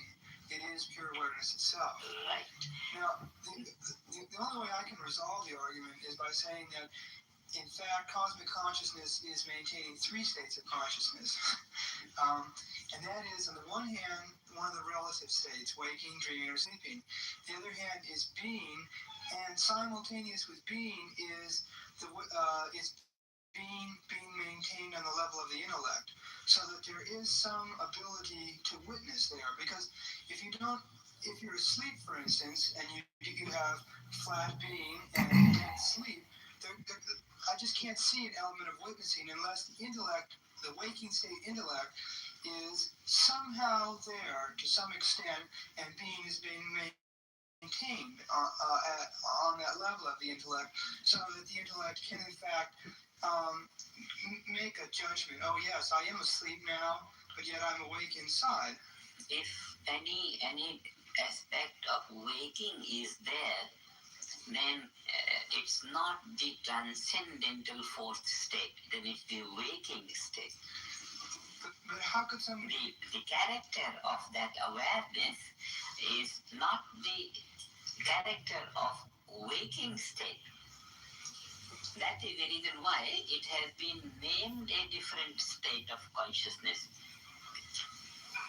The very name fourth state of consciousness comes from the fact that it is nothing to do with any of these three states. If it had any likeness or any resemblance or anything to do with any of these, then it would have been put as an aspect of waking or dreaming or sleeping. But because its structure is absolutely non-relative, its structure is only absolute. And that is the reason why we say, yes, that absolute starts to be with the relative. By virtue of what? Nervous system. By virtue of nervous system, the absolute being which was flat and couldn't do anything, it starts to be lively. It's lively and it is along with any of these, doesn't matter, waking, dreaming, sleeping. That liveliness, it's liveliness. Now, the filament in a bulb. Now, the electricity, the moment you put on the switch, it just enlivens the filament. And then that enlivened filament witnesses what is around it. Darkness is around it. It's all darkness around it, but it has not yet started to emit light, but the filament is lively. It's a lively filament. In one state, the filament is not lively. In another condition, filament is lively, alive. In your physiology, you say hypothalamus. The hypothalamus is fully enlivened. The whole thing is fully enlivened. Nothing of that starts to function, but it's ready to jump into activity. Enlivened, fully enlivened state of hypothalamus. Just like the fully enlivened state of the filament. And then, the same enlivened state of the filament starts to emit light. So, this enlivened state of the filament then starts to coexist with light in one condition. In the other condition, when the filament has not started to emit light, it is coexisting with darkness around it. It's only heat around it. And when it is not enlivened, then it stands all by itself, neither heat nor light. It's all silence around it. Like that, fully enlivened state of the nervous system, of the brain, when one has gained this state corresponds to transcendental consciousness. The structure of that state of consciousness is completely unlike waking, dreaming, sleeping. No resemblance, nothing. That is why it is called fourth state of consciousness. Now, this fourth state of consciousness is the fourth state of consciousness. It is neither waking, nor dreaming, nor sleeping. These three are here, one is here. It has its own structure. Now, because it has its own structure, this we see in the beginning days of meditation. You transcend. And then later on,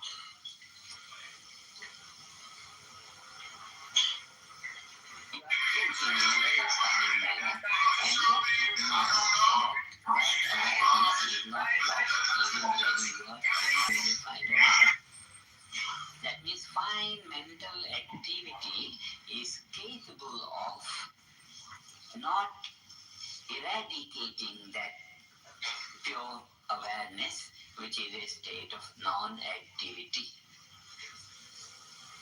That means the nervous system is not yet capable of handling that fine mental activity at the time when it is maintaining that non-active state of pure awareness. This we say is uncultured state of nervous system. The child is uncultured. He can walk himself, but cannot take another child on him. It's tender. And later on, the child can walk and he can pick up another child and then both can walk together. It's more sturdy now, more sturdy child.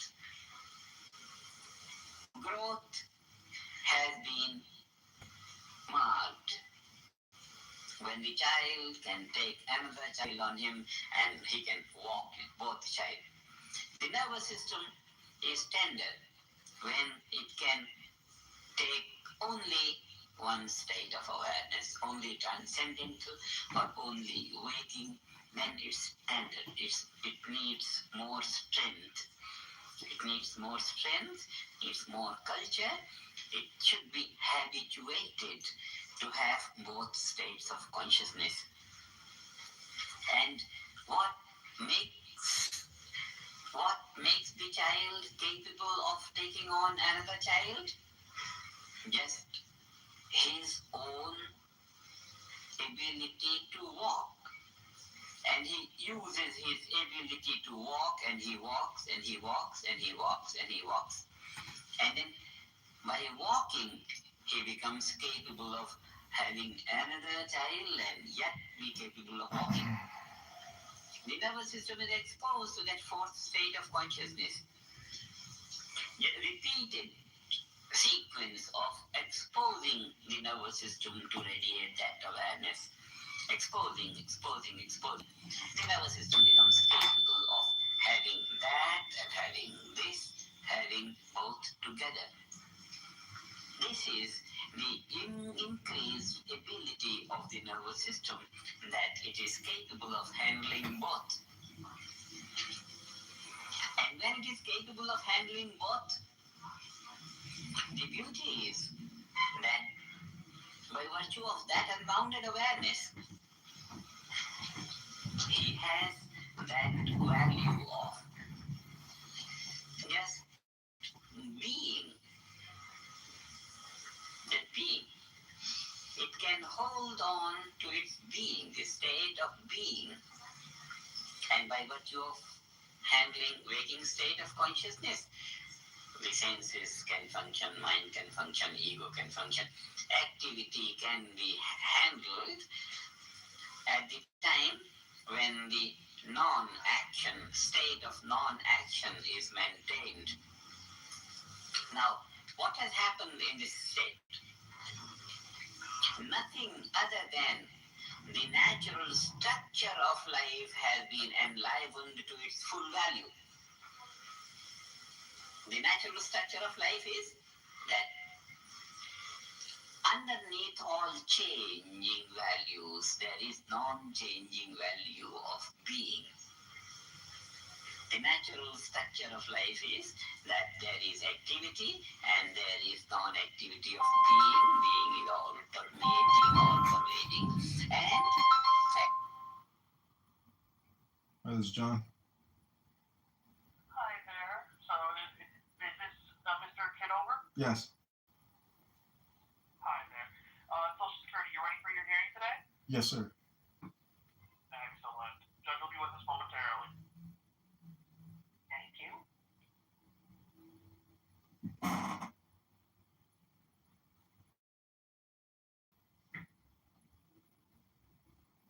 Hello, can you hear me?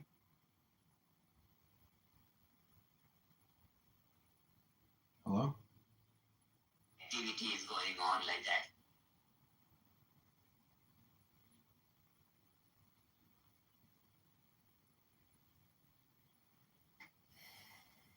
Like that.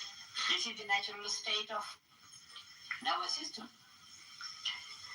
When there were blocks and stresses in the nervous system, then the nervous system was only capable